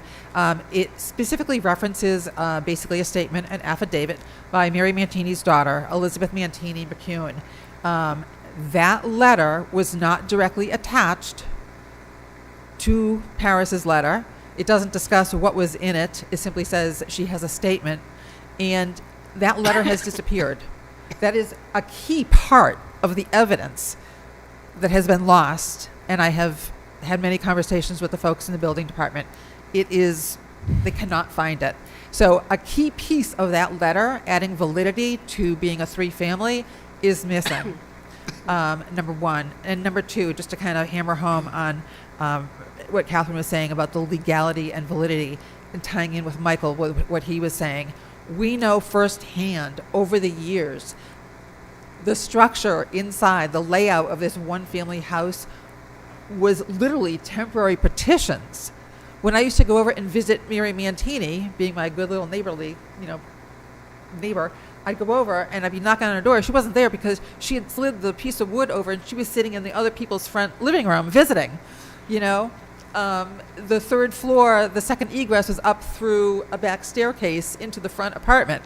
There were all these temporary little pathways. I'm not talking about like a wall with a door in it. We're talking literally you duck behind the refrigerator and move the piece of plywood.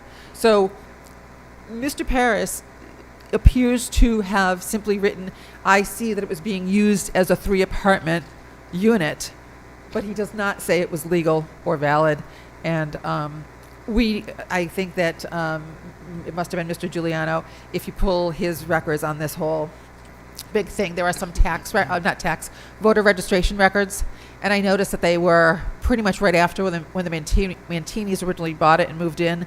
I believe it was 1959, 1960, skipped a year, and then 1962. There are stories where this house flexed. Sometimes it was 3 families. Sometimes one of the girls needed an apartment or whatever. And then other times it would be used as a single family home.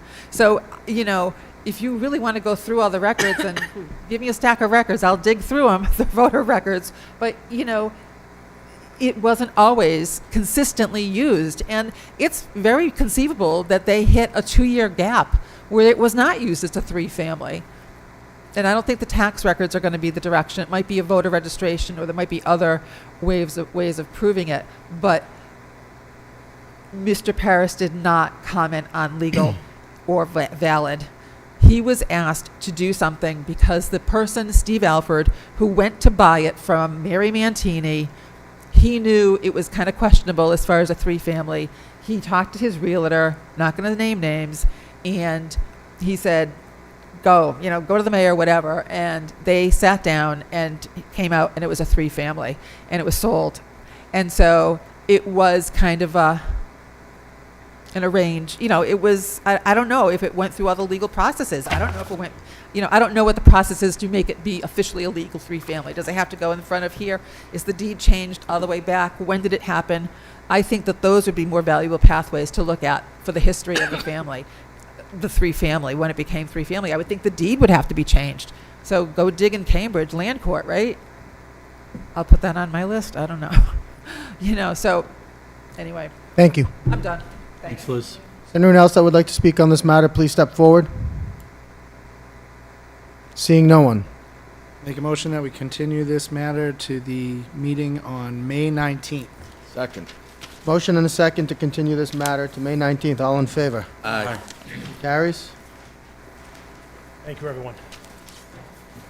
Do we have a motion to take five-minute recess? Second. Motion and a second. All in favor? Aye. 5 minutes.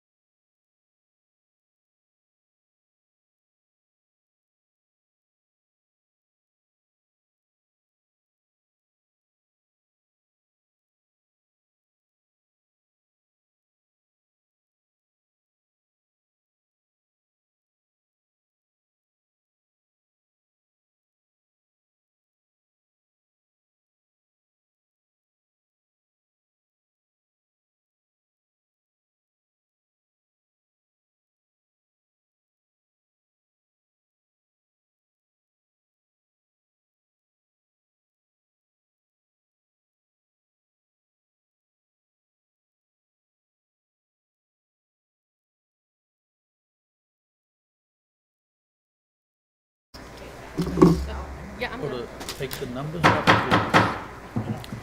Make a motion to return to the regular order of business. Second. Motion and a second. All in favor? Aye. Motion carries.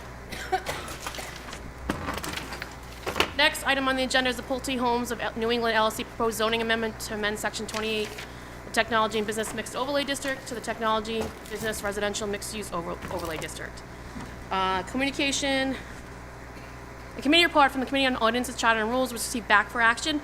Further, not on the extended agenda is a communication dated April 21st, 2026, from Scott Galvin, Mayor, former mayor and a Woburn resident taxpayer, regarding rezoning petition for the Vale. Make a motion that the communications are received, made part of the permanent record. Second. Motion and a second, all in favor? Aye. Motion carries. Good evening, for the Attorney record, Tybee. Joseph Tybee, here on behalf of the petitioner, Woburn Redmond, 500 Unicorn Park Drive in Woburn. You know, given the importance of this proposed zoning amendment, you know, we're going to request a continuance so that we have a full council to act on this ordinance. But before we get to that, I just wanted to review a couple of things. One, the most recent version of the zoning amendment that's filed is version 6 on the lower left corner of the document. We'll have that in front of you tonight. Okay. And then what I would like to do at this time is just review a list of community benefits that we discussed at the April 13th ordinance committee meeting. And that is as follows. We all know the city of Woburn needs new growth now to produce additional real estate taxes. Proposed Del Webb will provide additional real estate taxes. 2, the proposed Del Webb, pursuant to that zoning amendment, will provide 12% of its units as affordable housing units, helping sustain the city's Chapter 40B compliance and provide an extra cushion to the 10%.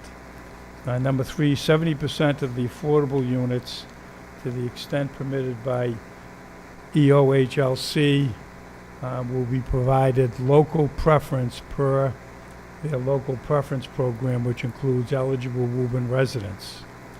Number 4, the proposed zoning amendment is for age-restricted housing, which will have minimal, if any, impact on the Woburn Public Schools. Number 5, as you heard from Rob Nagy of VHB, throughout this process, the traffic impact will be significantly less than the full build-out originally approved by the City Council. At the last committee meeting, Mr. Nagy presented those numbers, and the weekday daily traffic numbers under the full build-out of 15,416 trips per day. The weekday daily traffic numbers for the proposed Pulte proposal was 1,638 per day, which is 13,778 less traffic trips per day. Number 6, the impact on the water sewer systems will be significantly lower. And then number 7, as we presented at the committee meeting, Pulte retained RFG Associates to calculate an estimate of an increased household spending that can be generated by the proposed Del Webb. The conclusion, after looking at all the opportunities for the local economy, it was estimated that the captured spending by businesses in Woburn would be approximately $4 million per year. By captured spending, I mean those dollars that would be spent in the city of Woburn. The actual dollars that would be spent from the proposal is far more than $4 million, but $4 million is expected to be captured in the city of Woburn. So with that, Mr. President, I'll stop here and. Thank you. So I think at the last committee meeting, the intentions were, when it was sent back out to action, back for action, was to, based on the most recent version, version 6, which you amended the zoning amendment to 12% affordability. However, the committee did not vote on that revision. So I think initially, if that is the will of the council, we do need an amendment, a motion to amend the language. Okay, so I have a couple of motions. One is to, Can you do one at a time, please? So we can have number 1, motion to amend the proposed zoning amendment to reflect all changes is incorporated in version 6 of Exhibit A, Second. previously submitted by the petition, as updated draft. Second. We have a motion and a second. That is to amend it to allow for the 12% at 504. This is not And approving the overall zoning amendment. It's also all previous changes too. And, yes, I'm sorry, and all previous changes. So we have a motion and a second. All in favor? Aye. By roll call? Oh, okay, hold on.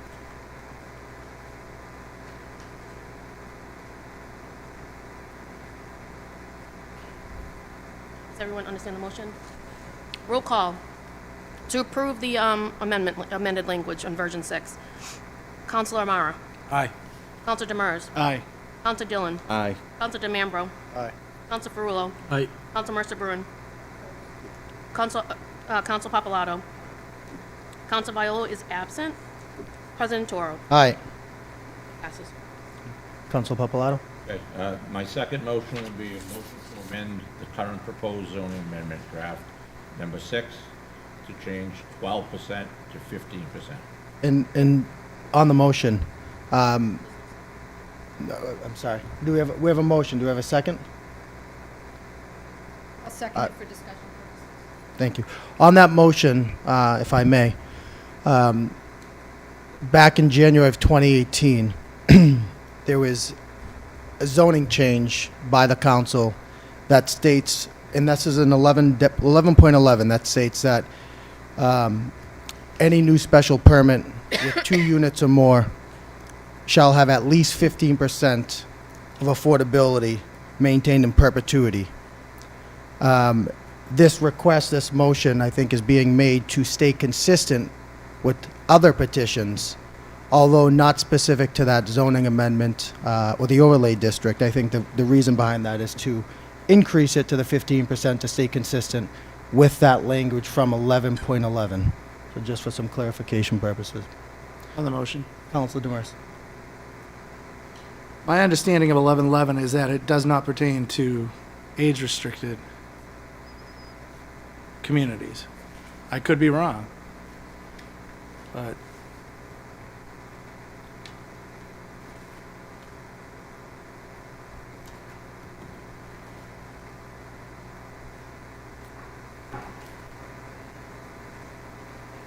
Motion.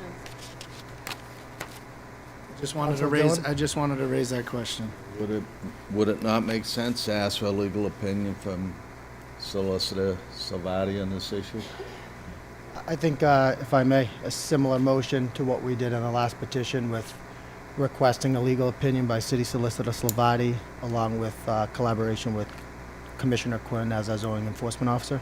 would Make be- that in the form of a Would be motion. in place.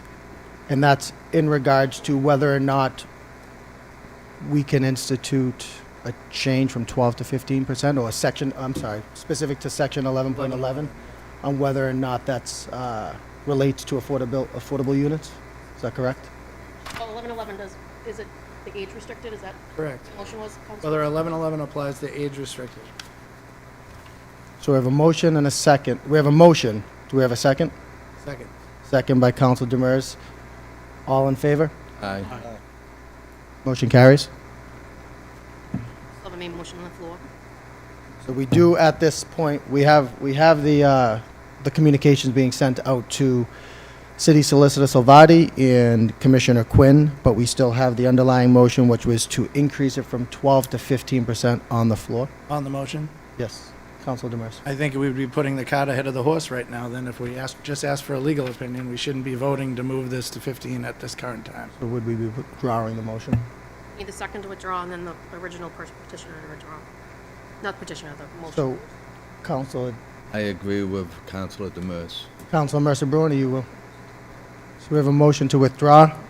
Yeah, okay. You don't have to make a motion, you can just withdraw your, You- Okay, thank you. so both the second and the Yep, first. both were withdrew, yep.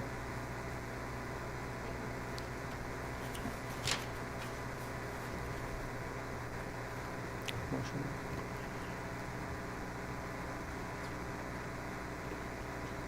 There's no motion before the council, right? Councilor Mercer Bruin. We're still discussing what's in front of us, correct? Correct. We just Thank- haven't opened the public hearing yet. Could I just have a minute or two? Sure. Thank you, President Toro. I think, you know, when we discussed this the first couple of times, I made it pretty clear that while I appreciate the kind of work that Pulte Homes does, this doesn't support our long-term vision for the city. And with all due respect, I know what Attorney Tarby said, that this could be, you know, years before a commercial piece of property goes there. Pulte Homes is not going to pop up a bunch of homes in a year. That's a 5-year, 6-year plan. We should stay the course. The commercial property and the value of that commercial property serves the residents of this city 100%. 100% in terms of bang for your buck, long term. And that's what they need. They're tired of their tax bills going up. We have an opportunity to help with that. So that's all I have to say. Thank you. Councilor Dillon. Respectfully, Councilor Mercer Bruin, when I was at the last meeting that we both attended, I thought your concern was the number of units. If I recall, it was 250 units. You didn't touch, unless I missed it, on the commercial aspect of it. President Dillon, we had a lot of different conversations going on that evening, and one of mine explicitly at the end of that conversation was my concern about us changing courses. Matter of fact, I believe Councilor Papalato also had a lot to say about that as well. But you're right, there were many different conversations. That's how it works. You know, sometimes we can be swayed one way or the other. At the end of the day, that was not the case. Thank you for the Thank you. clarification. You're welcome. Councilor Demers. Just, you know, something that came up at our committee hearing relative to a question that was still lingering out there about, you know, we have the current T-Bod. The proposal is a T-Broad to include residential. But I don't think we ever had enough conversation about what the underlying zoning is.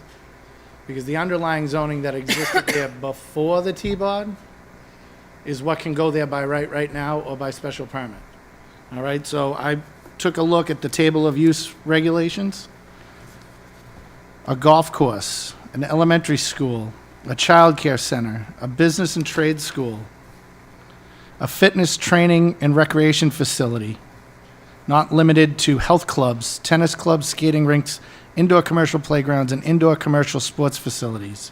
Sure, everybody in Woburn would love that one. A private membership club, retail service in connection with a hotel, a financial institution, a business service and business sales establishment, including but not limited to the repair or adjustments of apparel, appliances, or office equipment, a restaurant full service, business, professional, or general office under 15,000 square feet, medical and dental offices, we've seen how that hasn't shown up, a commercial greenhouse, printing and publishing other than a newspaper, light manufacturing under 15,000 square feet, heavy manufacturing under 15,000 square feet, research and testing laboratory. We all saw how well that went over in my ward when that was proposed down at the Showcase Cinema. Biomedical facility. Again, the Davis Corporation proposal at the movie theater that went over like a lead balloon. Essential public services. Plenty of accessory structures for things that already exist there that are commercial, including trailers. We can have a temporary residential trailer as an accessory use. Construction trailer in conjunction with an ongoing building permit. And so on. Coin-operated recreational or entertainment machine located in a public or private building. There are a lot of things under our current zoning that can go there right now by right, by having this remain commercial. Now, I understand. The bigger argument at large here, I think, is whether we want this site to have residential or whether we want it to be commercial. I think most of the other arguments being proposed or the amendments being proposed are farce at this point. because it really is coming down to the commercial or the residential. It's not really an argument over 12 or 15% affordability. So it's frustrating because I've done a lot of research on this. I've read former Mayor Galvin's well thought out and well structured commentary. It's pulling at me right now too. But I just want to warn everybody that those residents over in East Woburn, along the Montvale Ave corridor, better be prepared for what might come back over there on the commercial side that has nothing to do with us waiting 6 to 10 years for a commercial entity to come in or a residential entity to come in. But we could have something that we probably don't want there that's a by right use. So it's just a warning, just a forewarning. I know I've been accused in the past of being a fearmonger up here because of 40B up at the legislature. Look at what they've been doing slowly across the state. They've done the MBTA communities law. They've done the ADUs. All I can ask is what next? We all love to yell at the state when they do this stuff, but when we try to foresee what they might come down the pike and do to us, again, it's a fear-mongering tactic. I'm just warning folks because I'm pretty scared about it in my own ward. I would think that if Home Depot, who bought Showcase Cinema, saw that the Chapter 40B law changed and Avalon came right in, or Anthem, or whoever might be the nouveau choice of a developer making large unit properties, would come in and gladly pay them a sum higher than what they've already paid for that site to put 40B in. So that's why I'm concerned about 40B. This is a tough decision. I mean, you look at it and it seems like a pretty easy decision. The more research you do, it gets more complicated. I just hope that when we have this debate in 2 weeks, we're not finding different ways to poke holes in it that didn't exist before, but that we're addressing the matter before us and giving it an up and down vote based on what we're truly arguing over it. That's all Council Papalato. Thank you, President Charles. So, you know, I've gone around and around and around on this, and I've looked at every angle, and I keep going back to try to figure out, what am I missing? And when I look through all this stuff, I'm not missing anything. This is a bad deal for the taxpayers of Woburn. I challenge you all to go look at the numbers, because if you go through those numbers with a fine-tooth comb, you're gonna realize we're in jeopardy of making a really bad decision here. So, a couple of points here. Obviously, the tax rate is a lot higher on the commercial side than it is the residential, but we all know that. The build-out plan is 8 buildings to be erected over an 8 or so years of development of the property. So that's 1 building per year. The projection, I think that Attorney Tabby said, was $2.8 million was the revenue of fully built-out property. So if you divide that by 8, that means every year, we're gonna get about $360,000 of taxes. $360,000 of taxes. So when you compare that to our $200 million budget, it's less than 1/5 of 1%. And guess what? These aren't gonna be built immediately. This isn't a turnkey operation here. This is a situation where it's gonna take years and years to get this stuff out there. And in those years and years that we're waiting to get fully built out, the tide's gonna turn, and we're gonna see the market softening up, and we're gonna see more opportunities to put commercial projects in there. And it doesn't make any sense to me, the more I pore over these numbers, and I challenge you all to do the same. 504 units. We're adding that to one of the busiest streets in the city, right? Charlene, you worked on, this was your ward for a long time, and it is a nightmare over there. And I know the statistics show, but when you add in 500 units 1,000 cars or whatever the number is, there's gonna be more volume of traffic out there. Let's see. So as far as budget increases go, there's always gonna be budget increases because there's new contracts and we have to pay the people, we have to do all the right things. So the taxes are gonna continue to go up. But we have two ways to stop that. We can reduce our spending, which we try hard to do, and it's our job to make sure that we try to limit that as much as we can. And the other one is to increase the commercial tax base. We're doing the opposite of that. This is to redo this zoning. We are doing the opposite of that. We are making more residential and less commercial. And that's not good when we go to that whole process where we reclassify the taxes.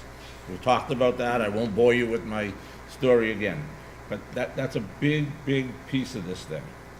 The commercial market is definitely off right now, but everything runs in cycles, and the sector will rebound at some point. We don't know what point that is, but it's going to rebound.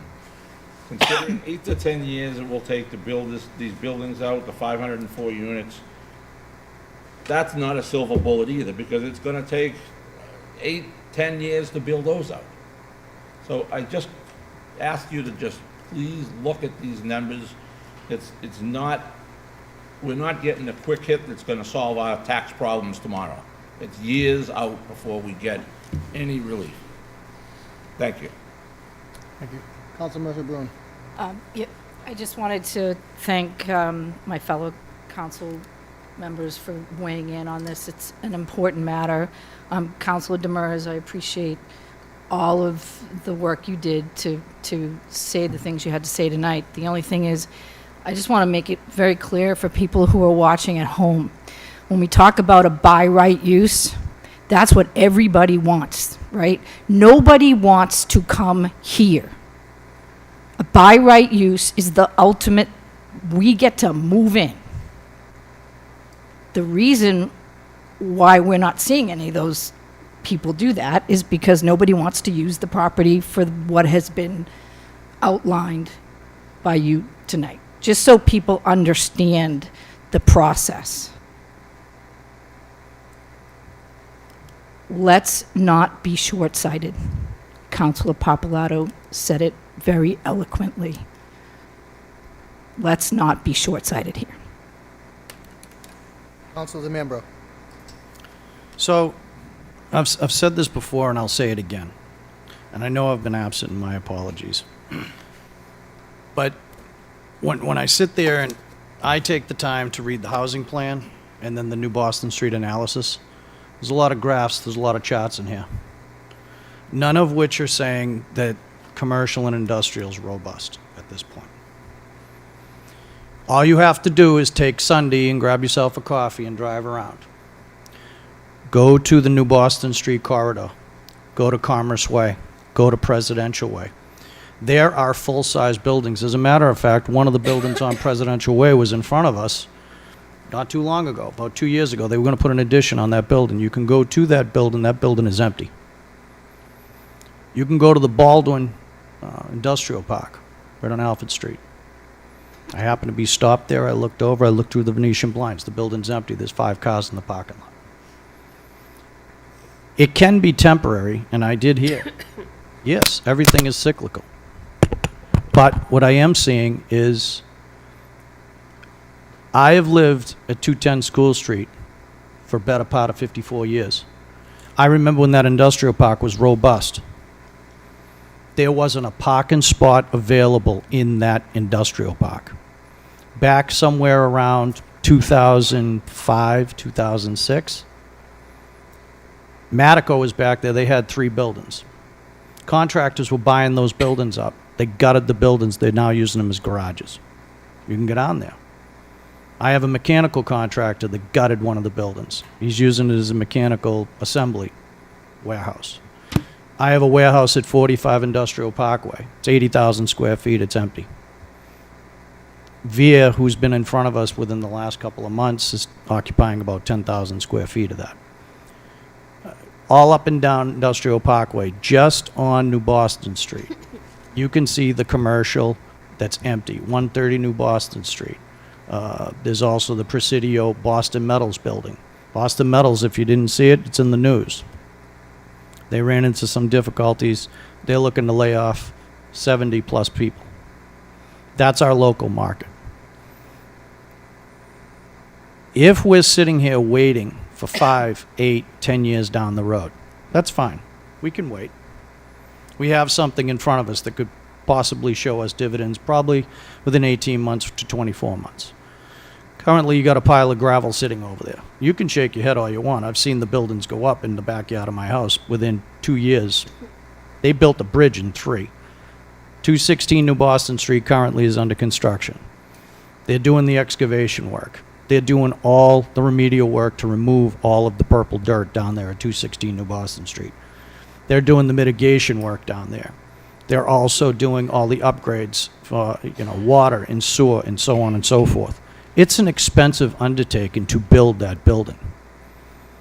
With 7-8%, interest rates right now that are for commercial and industrial, I find it hard to believe that there's going to be developers falling out of the sky to build these commercial buildings, these industrial buildings. When on Wildwood Street and Olympia Avenue, there are empty warehouses that are quite substantial, 250,000 square feet, I believe, if not more.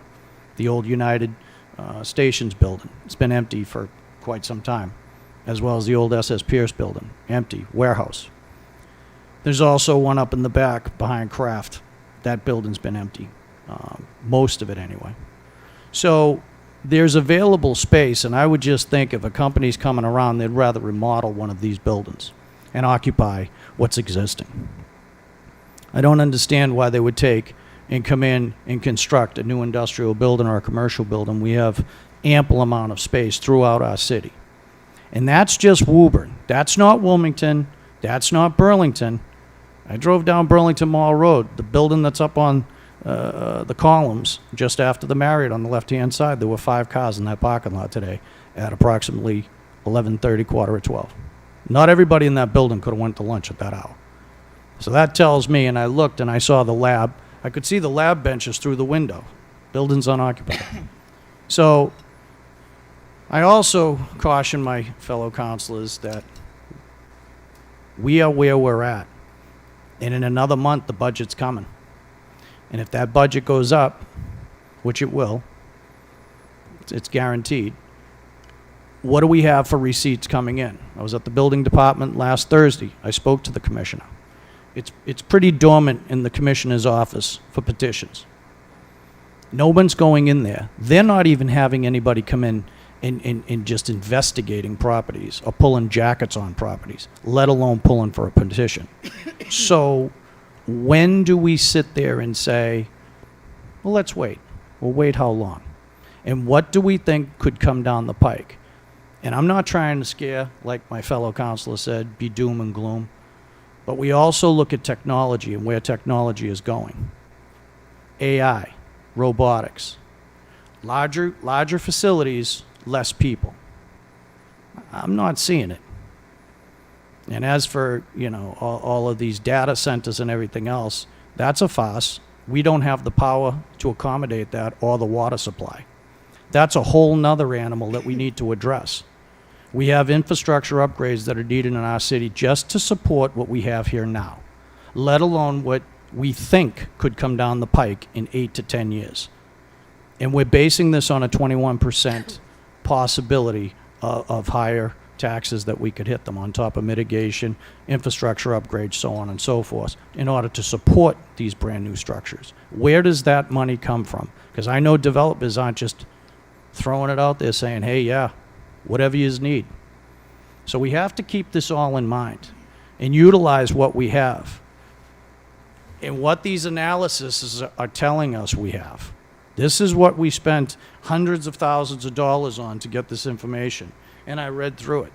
I highlighted, I sticky noted, and then looked at all the charts and graphs. And one of the major things that they keep bringing up is infrastructure upgrades to support the possibility of what could be coming down the pike, whether it residential, commercial, or industrial. So we need to consider all of this. And if we have a potential petitioner that, yes, has 504 units. And one last point. I don't understand why it was such a big concern about traffic on the Montville Ave corridor. And everybody's saying the traffic, but yet you want a commercial or industrial building that's going to bring in 50 to 75% more traffic than what's being petitioned.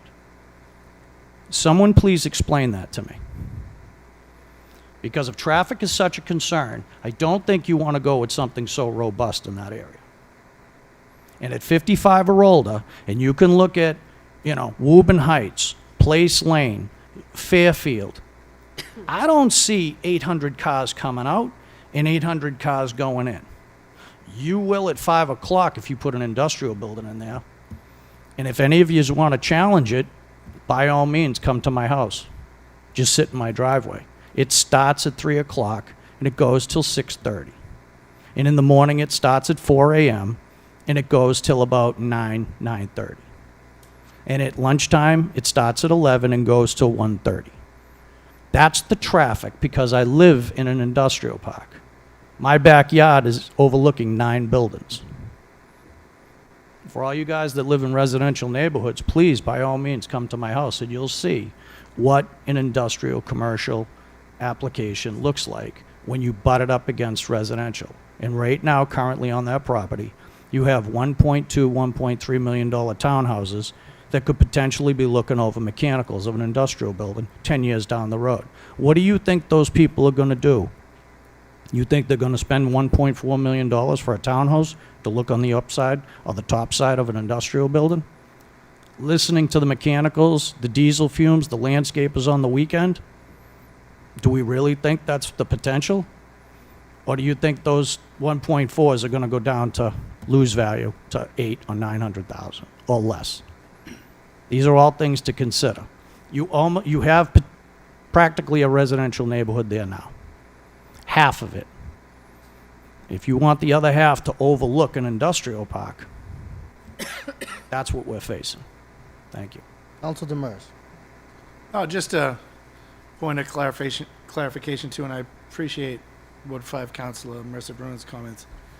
What we have here is a little bit different than if we looked at Wildwood or we looked at Commerce Way or Presidential Way. This is a property owner partnering with another entity to sell their property.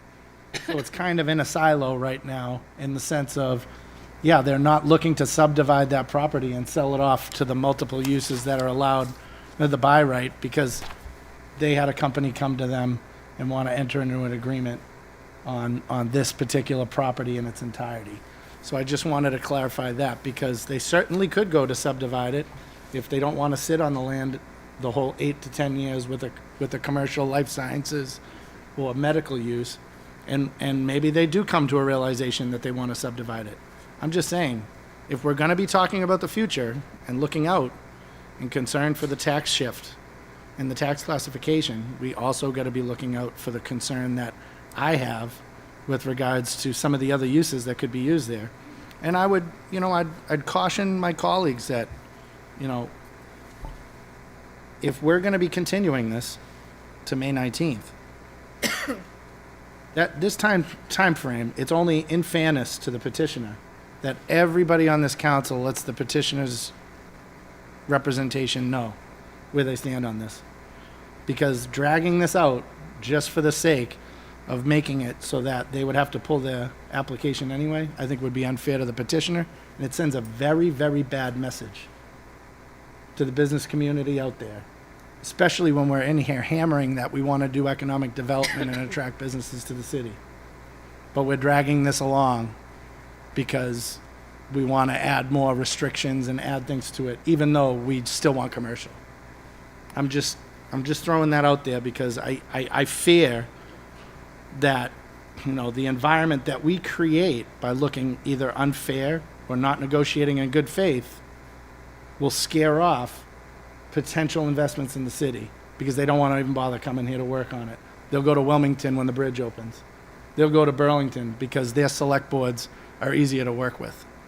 So I just caution that as well, because if we're going to take a whole holistic look at this, just be mindful of the impact of that as well if we drag this out and then drop a house on them on the 19th. Thank you. Councilor Mercer Bruin. This is not a negotiation. This is a public process that we are responsible for conducting. We have not well, I hope people aren't negotiating with anyone. This is a public process. This is exactly what we're supposed to be doing. My constituents have reached out to me. Maybe you're not hearing from your constituents because they don't live near here. I don't know.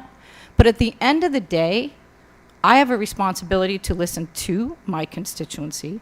I have a responsibility to make sure we all have this public process. It's not a negotiation. We have done nothing to this petitioner except for have open meetings and open discussions. If the council wants to put this to a vote tonight, I've made it very clear. I'm not supporting this, regardless of bringing it down. I think it's the wrong thing for the city. Long term, it's short-sighted. It doesn't serve the taxpayers. It doesn't serve anybody to do that. So I'll make a motion that we open the public hearing. Not quite yet, if you can hold that motion. Councilor Papalato. Thank you. One point I want to make, and I'm not suggesting that these opportunities are dropping from the sky everywhere, but I did some research and I saw a company called National Development. They're building a 950,000 square foot property in Hudson. Go look it up. Thank you. Councilor Dillon. Thank you, President Toole. I think it's been said here that we don't have to look at what was approved before. I think we really do. And I'm going to take a minute and look at that. Over 1 million square feet of life science. 5-story building. 10,000 square feet of retail. A 7-story garage. And 60,000 square feet of medical. That, to me, sure spells a lot more traffic than 504 units. So I want to talk about the traffic.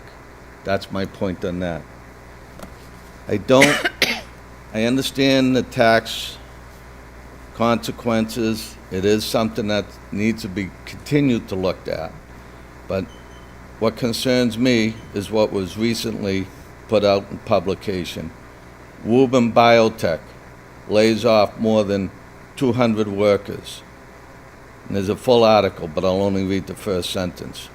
Move comes after second FDA rejection of Replimune skin cancer treatment. That's nothing we need to look into a crystal ball about. That's already happening here in our community.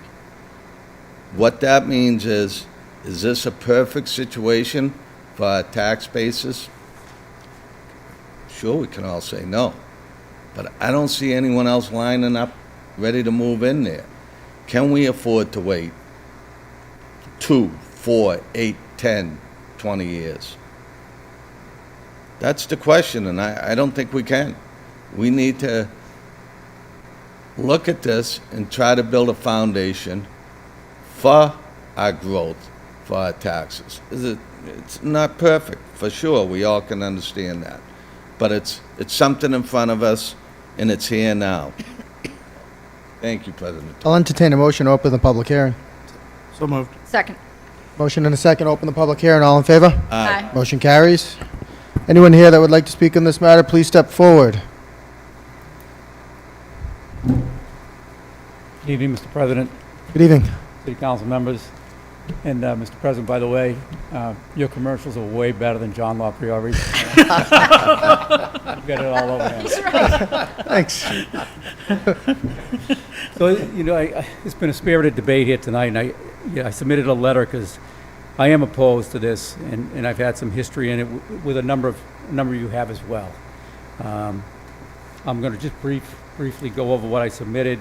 A lot of it's been talked about in different ways, so just bear with me. It won't take long. I'm not going to go over the whole letter. I'll just highlight parts of it.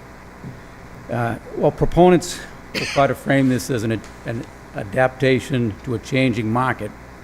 The reality is that Woburn's tax structure reveals this proposed as a long-term fiscal liability that rewards a developer for abandoning their original commitments at the expense of Woburn residents.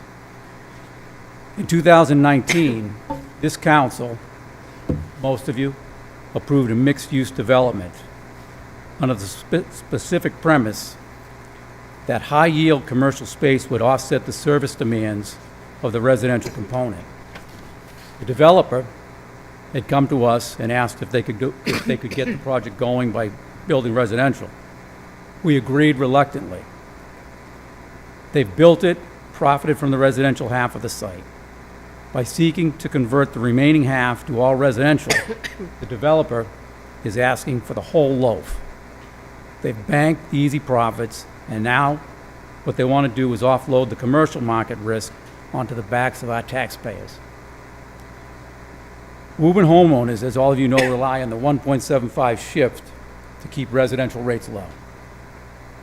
Adding $350 million in new residential value without a corresponding increase in commercial, industrial, and personal spreads that commercial tax subsidy that our residents enjoy much thinner. Every dollar of residential value added to the city's total valuation pressures the minimum residential factor, that's the MRF, that you guys adopt when you do the class taxification. This proposal doesn't provide tax relief. It dilutes the tax subsidy for every homeowner in the city, leading to an increased residential tax bill. These 504 units are not going to provide tax relief. They will not. The lower the MRF, the better it is for our residents. The developer has told you that they're going to phase this project in over 8 years, resulting in a projected tax revenue growth. I thought it was higher, Joe. I thought it was 400. I said 403. The developer has a lower number for new growth. This is a negligible amount in a municipal budget of Woburn size. And this is where you got to listen. There are far more responsible ways to address this gap. We can utilize our excess levy capacity, which is over $31 million. If the tax requires an additional $403,000, look at that excess levy capacity. Utilizing the excess capacity allows the city to meet its obligations, its budgetary obligations, without adding hundreds of millions of new residential valuation that's going to dilute the tax benefits we receive in 1.75 shift. There's also a thing called budgetary discipline, being disciplined in the budget. Finding that money, $400,000, in a city budget of over $200 million, is a matter of administrative oversight and rolling up your sleeves in committee meetings. It's fiscally irresponsible to permanently pave over 33 acres of prime commercial land, losing millions in potential annual commercial and industrial revenue, just to solve this budgetary hurdle that could be handled through more fiscal discipline. The most damaging aspect of this rezoning is the permanent loss of Class A office property. Over 30 years, the loss of both potential tax revenue and accretion to the tax benefit from the 1.75 shift will be a disastrous mistake for the residents and taxpayers of our city. By accepting the bird in the hand argument, we are permanently surrendering our highest value in tax-generating land during a market dip. It's called selling at the low point. Once those 504 condos are built, that land can never return to commercial taxes. We are making a permanent decision for the benefit of this developer, not the residents of Woburn. If we hold the line, the land remains a high-value asset for when the market inevitably will return. If we rezone, we're going to recap our city's revenue potential forever. I'm urging the city council to deny this petition and preserve the land for the high-yield commercial use Woburn needs to maintain its long-term benefits. And I just want to end this, try to make a comparison with the MBTA Communities Act, which I know all of us were strongly opposed to. We got something jammed down our throat by the state, no control. Basically, we're subject to 2,500, 2,600 residential units. 2,600 residential units. Now you have a proposal in front of you for 500, which is only 20% of that. And you're willingly, some of you, willingly ready to approve it. I can't see how you can do that when we're so opposed to the MBTA Communities Act. That's all I have to say, but I know you have a tough job, but commercial is definitely the way to go. We put a lot of time into this zoning over there and made a lot of tough decisions, but the developer was with us at the table, and this is what they wanted, and now they want to pull the rug out from underneath us. It's not fair to the taxpayers. Thank you. Thank you, Scott. Thank you. Thank you. Is there anyone else in the audience that would like to speak on this matter? Please state your name and address, sir. Dennis Scott, 21 Washington Street. Been a citizen somewhere around 72 years. I got some questions of direction before I start, if you don't mind. I've heard School Street, this area, commercial. The city's been booming in commercial for a long time. We got COVID, it changed it. It's gonna come back like everybody says, we're not. How many more apartments? The number is the question I have. It's not the building of the apartments. It's how many they need to build when they've already built what they've built.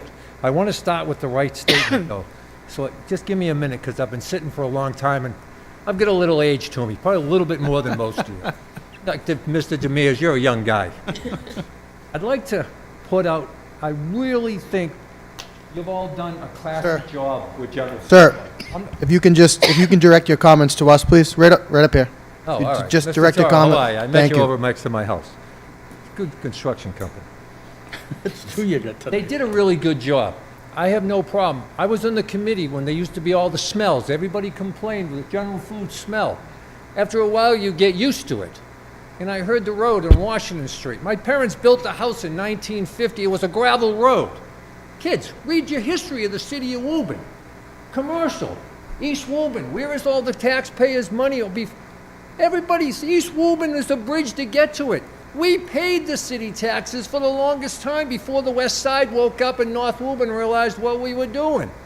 Okay? So I'm not here to complain what they did. I think they did a great job. I know I'm supposed to be talking to you all, but they're very important in this conversation, I do believe, No, right? you're doing fine. You're just Okay, directing thank to you. us. I just want to make sure that they got the credit they deserve. You can say as you please. I think the biggest thing is I've heard Mr. Demers, Mr. Dillon, where do you side, what side of Woburn do you, I'll bet you $1 you're not living in East Woburn.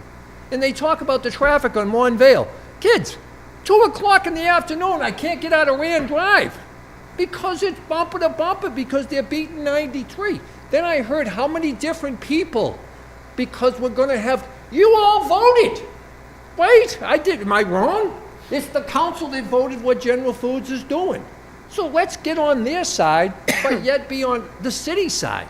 Let's cut the number of units. If they can't make it work, someone else is going to. Mr. Demers mentioned we can have strip joints and everything else over there. It's okay. I mean, I don't think I mentioned that. I mean, everybody goes to the bathroom. I'd like the record to...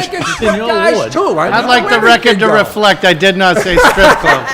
Oh, is this a public record? I'd Mr. like Demers? the I'm record sorry, to he didn't reflect, say I did that. not mention that. But, I mean, I kind of started feeling, honest and truthful, and I'm not going to keep you. Mr. Tarby I spoke to earlier today on the phone, I had a 4-pager, all ready to go down. I talked to Joe, he cut me right down to a half dozen, so we're good. The second thing, I'm really, I'm sorry, I got a 1A. No, actually, pickleball. How many here know that we're going to have a pickleball court? I could hear the banging of the nails when they were building on the hill. Now I'm going to listen to pickleball? And it's by right? I thought you had to have a special permit for pickleball. I've heard nobody say anything about the pickleball. You probably don't even, is it even actually in the papers? I don't know. And I could find the thing today in the Times. There was one sentence about what was going on here tonight. A sentence in the Times. It's a good thing my eyes still work. Notice I got no glasses on. But the other thing, we're going to move on. Why no retail? Why no restaurant? You can't get a parking spot in the city. You might say commercials, Diane? Well, the restaurants aren't. Let's put a restaurant in the bottom of one of the buildings. And then I got someplace I can walk to and have a cold beer and I can walk home and I don't have to drive. But seriously, how many people go out to dinner? We need look at Woburn Square. It's growing great because we have people that want to come to the city and put restaurants. I don't think we need another bar. No disrespect, Mr. Dillon, but that bar your son's got over there, that's busy enough. I can't even get in the door over there. I'm my son, but that's okay. Okay, I'm sorry. I thought it was. I apologize. Off the Not a record, problem, sir. it wasn't that. A nephew. Nephew, For the all right. record. It's still on the family side. Thank But you. I mean, but you can't even get in there on a Friday, Saturday. Sports, they're parking out in the street. So I mean, that's fine. I don't drink like that, so I don't care about going in there. But all right, let's jump on. Now we're talking. I hear all these things about now we're going to 15%. I'm glad the mayor's here. How are you, Mayor? No, good. I'm talking 15%. Now, I was explained to me that 15% low-income housing, but doesn't that have the possible ability that there could be children there? It was put to me, do we need that many more kids in the school system that's basically at new schools that are already outdated when there's no room for the kids? And then I hear this, and I'm not going to get into the castle. That's another whole I can't wait for that to get up here. But the fire and the police. We got 4 ambulances running now. How many more are we going to need at 504 over 55? Fortunately, I've never been in one. But I'll black that ambulance. I got 3 nephews on the fire department, and they say that ambulance runs on a regular basis. So we're going to put somebody going to pay? I don't think the taxpayers should build another firehouse. We're building them all new and they deserve it. But how is that one firehouse going to be able to handle? Folks, I'm just throwing the information out there. I'm sure you're all thinking about it. I've heard how some people believe that this is like God sent from us from the heavens. I don't see it. I'm not much of a religious person anyways, but that's beside the point. Now, one of the things that was brought up to me, and I'm going to end at that, but I'm going to put it this way. Cut pickleball, because I'll tell you, you're going to have a lot of people. You think you've had peed-off people in East Woburn before? You put that pickleball, now I'm waiting for them to put it over at the park, because that ain't ever going to get finished. Because it isn't something that the poor cemetery over there should not have to even listen to, because that might rattle the souls. But I heard a number of different times that everybody thinks this and thinks that. You know what I'm going to give you all credit for? Because you work as a team, you fight out loud. It's not really fighting. You're discussing out loud. That's why you take these things to committee. So when you all decide to say certain things, you shouldn't say it on the speaker. Go to your committee, work it out. Because there's a whole bunch of people, Mr. Demers, some of the things you initially said, I'm going to tell you right now, your name is being rattled in a lot of households. I don't think we have that much viewership. But well, I tell you something right now. After I leave here, I better hope someone calls me and tells me there's not going to be any pickleball, because that next meeting on May 19th, I'm going to have 200 people up here, and a couple of people here know that I can do it. Right, darling? So, but just to let you know, I don't know exactly who gets the final say and when that I will ask that. There'll be another public hearing on the 19th when this comes back, right? This is going to go to committee. I don't know a lot of these things. I'm learning as I go. No. We don't know if it'll go. May 19th, that is the next public hearing. That's the next action on this matter. What happens after that, there's no guarantee. It depends on what the council wants to do. Okay, but so it doesn't get re-ramped in like a little back room like the politicians used to do that run the country? The next action is May 19th, the public hearing. Okay, so Clarify, there's been no votes on any of that yet, though. I'm sorry? It's anticipated that the next There's public a hearing. chance there's a vote. It's anticipated that there'll be a vote that this gets continued to our next meeting on May 19th. It has not been voted on yet. No, it won't be voted tonight, though. To continue the public hearing. Okay, that's all. Yes. All right, I'm sorry, Yeah. you guys do this for a living. I'm just a little white kid from the east side of Woburn. That's, I don't know a whole lot. Are we all good? We're All good. right, no questions? All right, hey. Thank you, Mr. Scott. Come on home. See that clock right there? My bedtime's now. Have a good night. Anybody else in the audience that would like to speak on this matter, please step forward.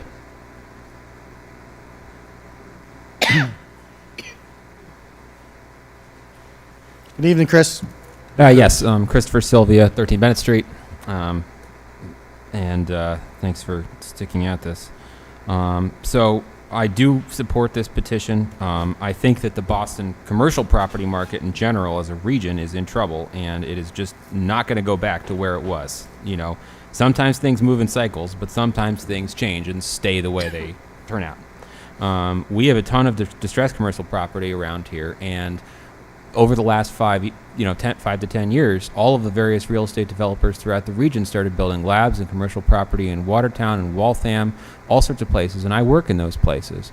And what I can tell you is that they are not fully utilized. Recently, it was published in the news that there was a 34% life science vacancy, and on top of that, the companies that have those leases aren't fully utilizing their spaces. They have vacant floors. My wife's company has a vacant floor where the power is off, and it isn't being used, but they cannot find a tenant for the sublease. So that looks even worse than it is.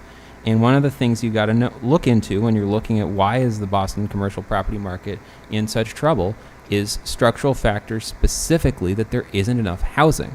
You cannot take a lab and get money out of it. You cannot have a company in it, have a tenant pay rent to landowner, and landowner pay taxes to the city. You cannot have that happen if the workers cannot afford to live here. And not just if they cannot afford to live here, but if there just physically are no places for them to live. So I think that just because of that big bubble in commercial construction and that has occurred, we are now just going to be structurally moving forward, have a different environment, and a different environment where the commercial property market is not going to be the big money maker it used to be. And unfortunately, we're probably going to have to pay more of our own services, which I would prefer not to have to do, but that is the way it seems like I think the commercial market is going.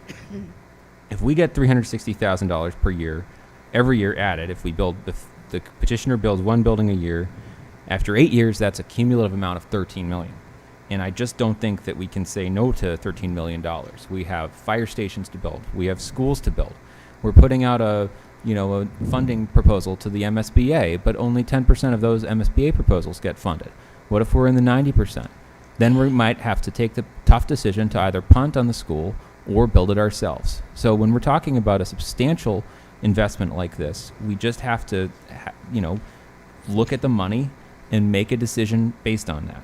And I think that based on what I've seen and based on what's been presented to the public, I think that goes in favor of the petitioner here. I don't think decreasing the number of units makes sense. The whole argument for this is to get revenue, so if anything, we'd increase it. Traffic is 10% of what it used to be under the commercial that was approved. I think that we just want to get as much revenue as we can. And unfortunately, that, increasing the affordability decreases the revenue. So I think the council has a decision about whether they prioritize, what exactly they prioritize. But, other cities and towns are struggling to actually pay their operating expenses. In Woburn, we're trying to keep our good tax rate that we all love. But if we look over at Stoneham, if we look over at Arlington, these are Burlington, and these are towns that are having to pass overrides to pay operating expenses. This is where we don't want to be. We do not want to have to be in a circumstance where we are sending a petition to the voters to say, either you have to willingly pay decide to have more taxes, or we're going to lay off the librarians and the police officers. That is the situation Stoneham is in, and I do not think that we want to be in there. I think that all of the councilors have come to their opinions, and I think that they represent their constituents, and I think that they've come to their opinions in good faith. But I think that at a certain point, we just got to take a vote, and I would like the council to approve the proposal. Thank you. Thank you, Chris. Is there anyone else that would like to speak on this matter? Please step forward. Anthony Ferrante, 5 Mason Way. I've gotten up before. I don't have a lot of new stuff to say. I'm still in favor of doing something there sooner rather than later.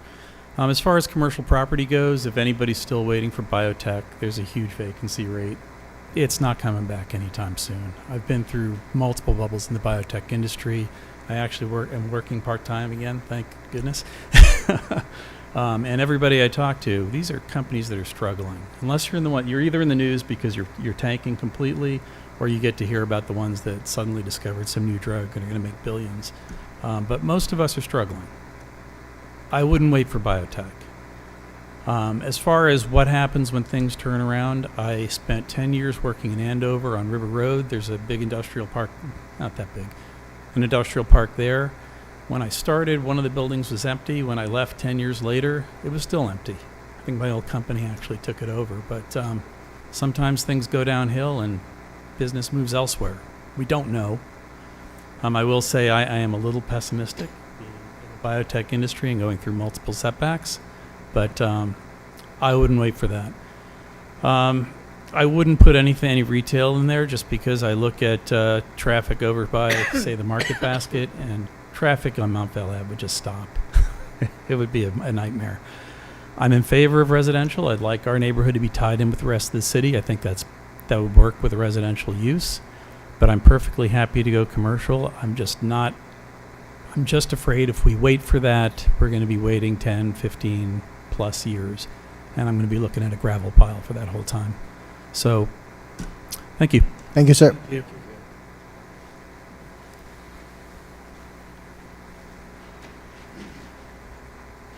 I'd like to take a rare opportunity and not only just talk to you as a planner, which I am the city's planning director, John Cashel, but I also want to talk to you as a resident and somebody that has, multiple decades of experience with economic development, residential development. One thing we don't need to fear whatsoever is what's going to happen in the future, because none of us can actually predict what's going to happen in the future. It's like trying to predict the weather, 2 weeks from now. You just can't do that. What you can do as an elected body, and being the permit granting authority ultimately for the city, and you're the elected officials leading the city, is to realize that economies constantly change. Housing demands constantly change. We're always going through change that we really can't accurately predict. But in Woburn has one of the largest economic development opportunity acreage in New England. We're 10 miles out of Boston. We have the 2 major routes crossing through our borders. We have rail, commuter rail. We have high-speed rail. We have everything going for us. So you don't have to worry about, we're going to miss it, $1 million or $2 million or $3 million waiting. If we wait 10 years for, the economy to turn. Who knows what the economy is going to do? I know one thing right now, and what we're not doing as a society is getting ready for this onslaught of aging people. The baby boomers are aging. I always say this, we're not getting any younger.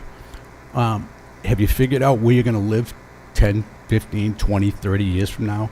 You're going to be looking for places like this. This is a high quality senior elderly complex that is in high demand right now. They wouldn't be coming to you right now for this development if there was no market for it. There's no market for life science centers anywhere. As Mr. DeNamro pointed out, there's empty buildings all over the city. You know what those empty buildings represent? Ripe opportunities for the new economy that none of us can fathom what's going to be created. But Woburn will still be here. Our location is here. We have the greatest state, in the United States. And a lot of people think that way. I think there was a poll that came out, nationwide poll. Massachusetts, the second safest state to live in the United States. I think the first one was Vermont. It's a territory, isn't it? It's not state. But in any event, I don't want to be sarcastic about anything. We have a great state. We have a great community. We have a great future. There's nothing to worry about. We'll keep up with what we need to do. We'll cut budgets when we need to. Hopefully we won't have to keep raising taxes, but you know what? When anybody tells you taxes are going to come down, I can tell you that person doesn't know what they're talking about, because taxes never go down. They keep up with the rate of inflation, and it's up to each and every one of us to try to keep up with that rate of inflation relative to our demands for living, or you're out of luck eventually. So there's nothing to worry about. Do the best you can, but realize this senior housing is a huge demand for it. They want to expand the operation up in New Horizons. Why? Because there are elderly people in waiting lists looking for high quality places of which they can live safely.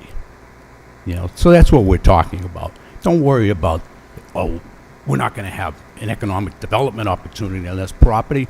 Guess what? There's hundreds of acres of economic development opportunity in the city of Woburn. Most of the industrial complex in Woburn is first generation, just waiting to be developed. 216 New Boston Street represents that. And there are numerous opportunities that have taken place over the last couple of decades. Woburn has a great future ahead of itself, and there's nothing to worry about. Thank you. Anybody else in the audience that would like to speak in this matter? Ferrate again, just one quick clarification. An over 55 community isn't the kind of senior housing that I think of when people say senior housing. I've been qualified to live in an over 55 community for a while now, and ambulances come into my house. So this is really great housing for people my age. When you get really old, the people who are getting the ambulance service that's way up on the hill, that is a continuum of care place. That's for truly old and infirm people. This would be for people who are actually quite active, so I don't think it would be a big burden on the ambulance service. Thanks. Thank you.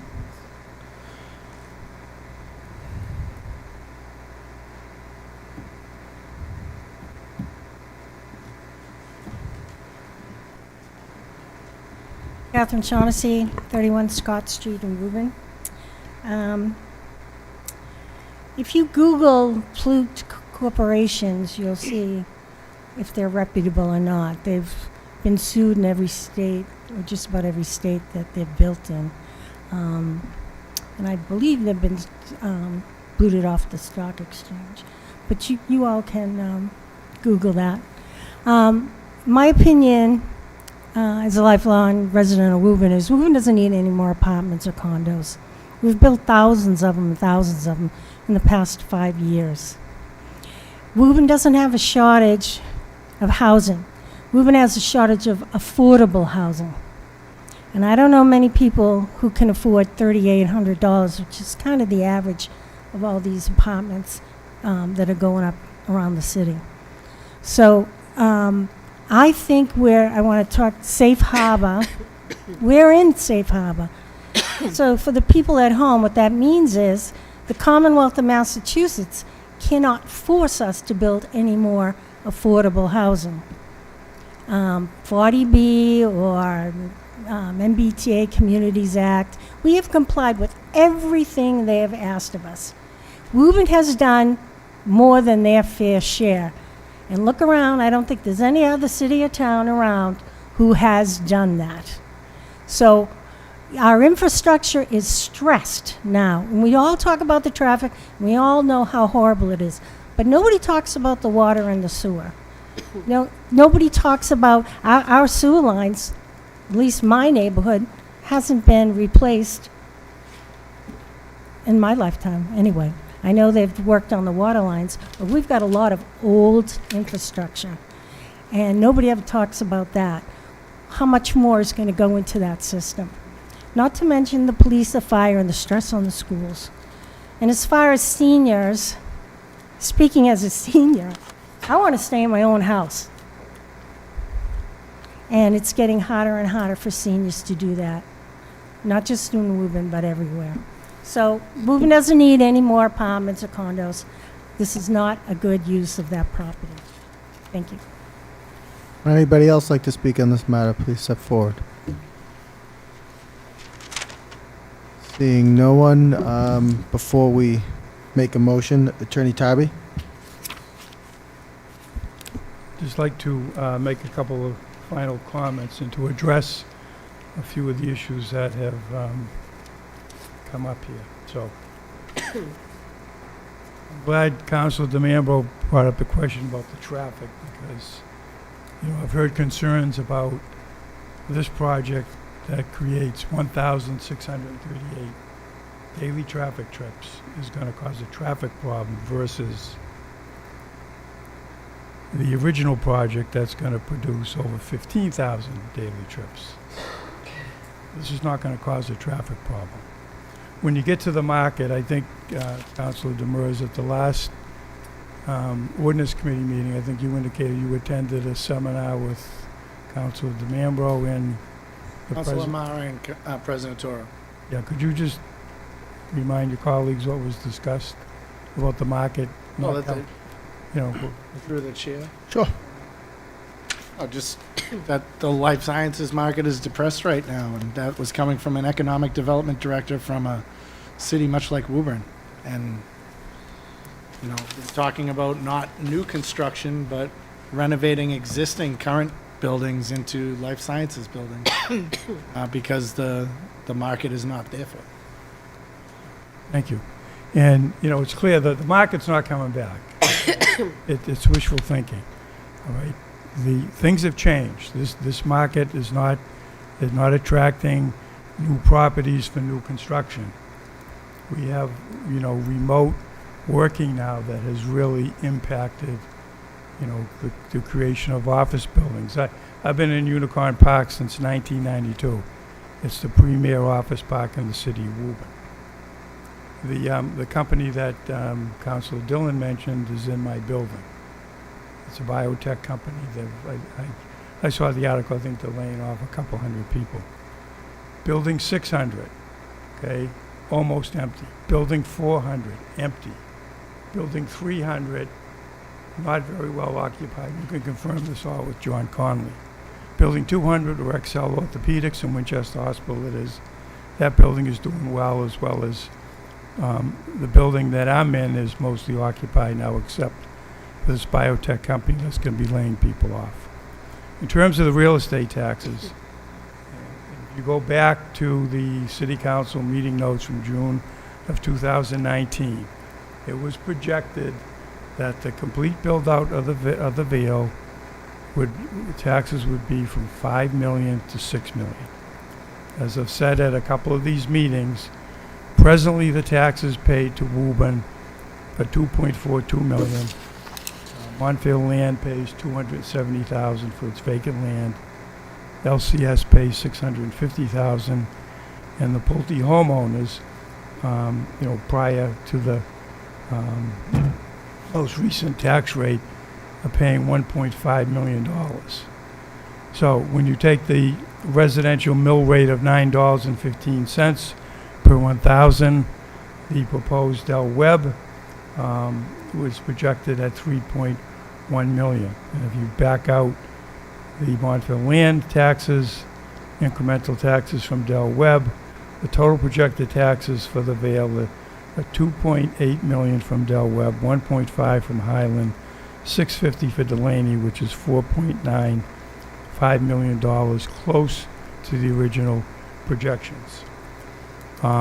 Again, you look at the housing production plan that you adopted this evening, we recommended a variety of housing, and 55 and over is a variety of housing. Okay, there's going to be a certain percentage, we've proposed 12%, that will be affordable. Okay, that doesn't mean that it's going to attract children and there's going to be an impact on the schools. In addition, you know, people are creating the impression that this is the last piece of commercial property left in the city that can be developed. You had a presentation about the Innovation District through the industrial park. That's prime for development. We've got all these single-story industrial buildings. There's some good ideas that have been brought forward by the consultants, and that's an area that's going to be the next area of commercial development in the city.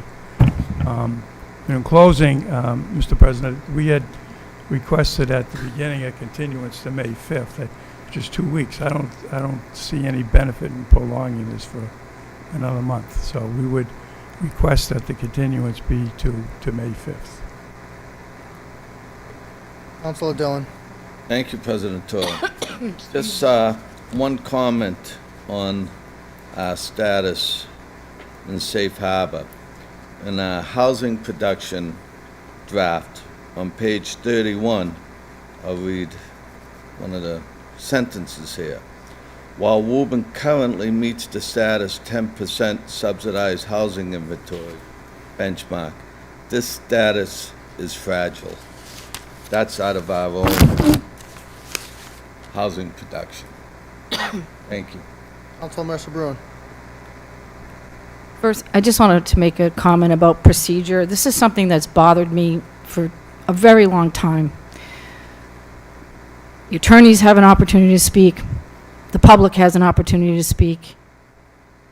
And then the attorneys have an opportunity to stand up here and rebut everything that the public said. I don't like that process. I have never liked that process.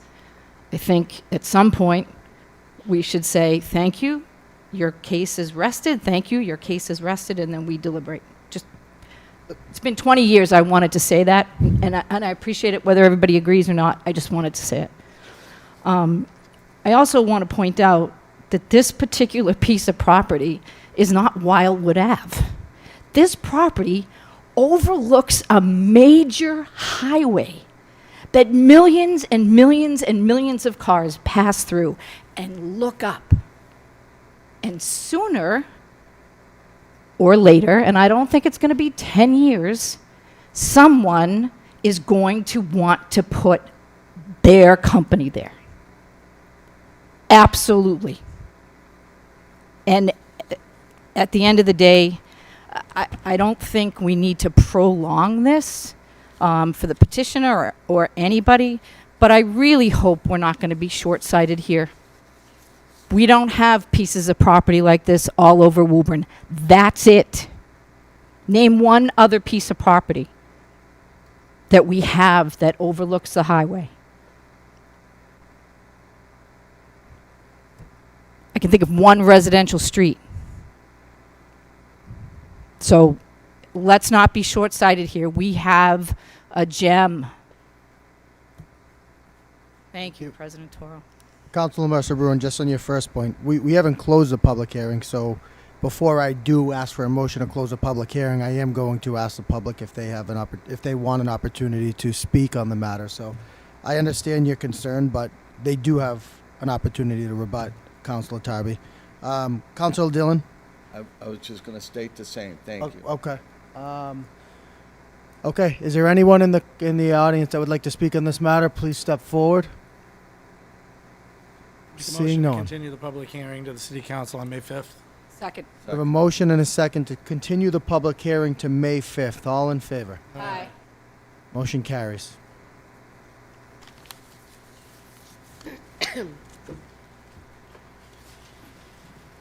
Next item on the agenda is under committee reports. From Committee on Personnel on the appointment of Kevin Heimlich to the Woburn Golf and Ski Authority, committee report was received, ought to pass. Make a motion the committee report read adopted. Second.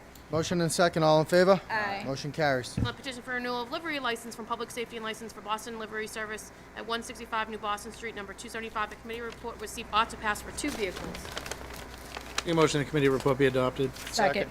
Motion and a second. All in favor? Aye. Motion carries. On the petitions for renewal of common carrier licenses for the following: Transaction Corporate Shuttles, Inc., 5 Wheeling Ave, and M&L Transit Systems, Inc., 60 Olympia Ave. The committee report received, ought to pass. Make a motion the committee report be adopted. Second. Motion and a second. All in favor? Aye. Motion carries. Next item on the agenda under communications and reports. We already did the request for the Commission on Disability earlier in tonight, so we're now going to the report by the city auditor regarding the City of Woburn debt book. Make a motion. Dated April 16, 2026, received from Charlie Doherty, the city auditor. Make a motion that we receive the communication and send it off to the Committee on Finance. Second. We have a motion and a second. All in favor? Aye. Motion carries.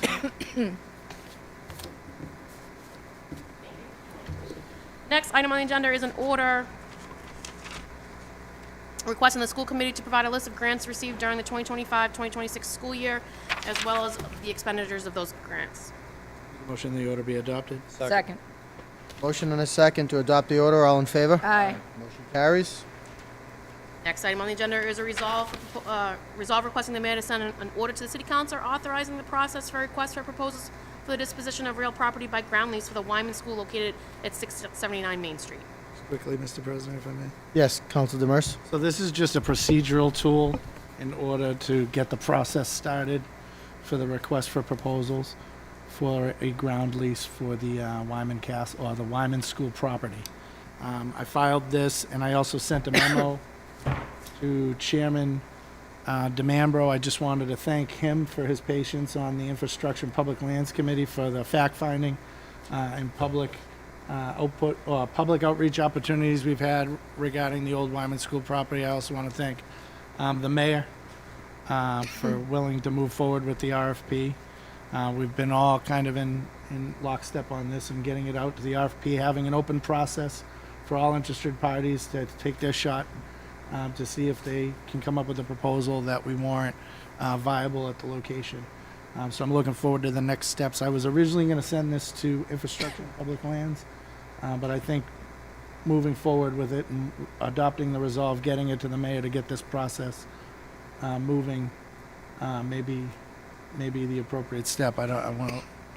My colleagues have any comments? I'm in agreement with that. I will make a motion that the resolve be adopted. Second. We have a motion and a second to adopt the resolve. All in favor? Aye. Motion carries. Motion to adjourn. I will withdraw. Council Dillon. Thank you, President Toll. Just before we adjourn, I would like to send out to Councilor Viola a quick recovery. He did fall ill and had to be hospitalized a couple days. He is home doing much better, and I know we all wish him a quick and speedy recovery. Thank you. Thank you. Motion to adjourn. Second. Motion and a second. All in favor? Aye. Motion carries.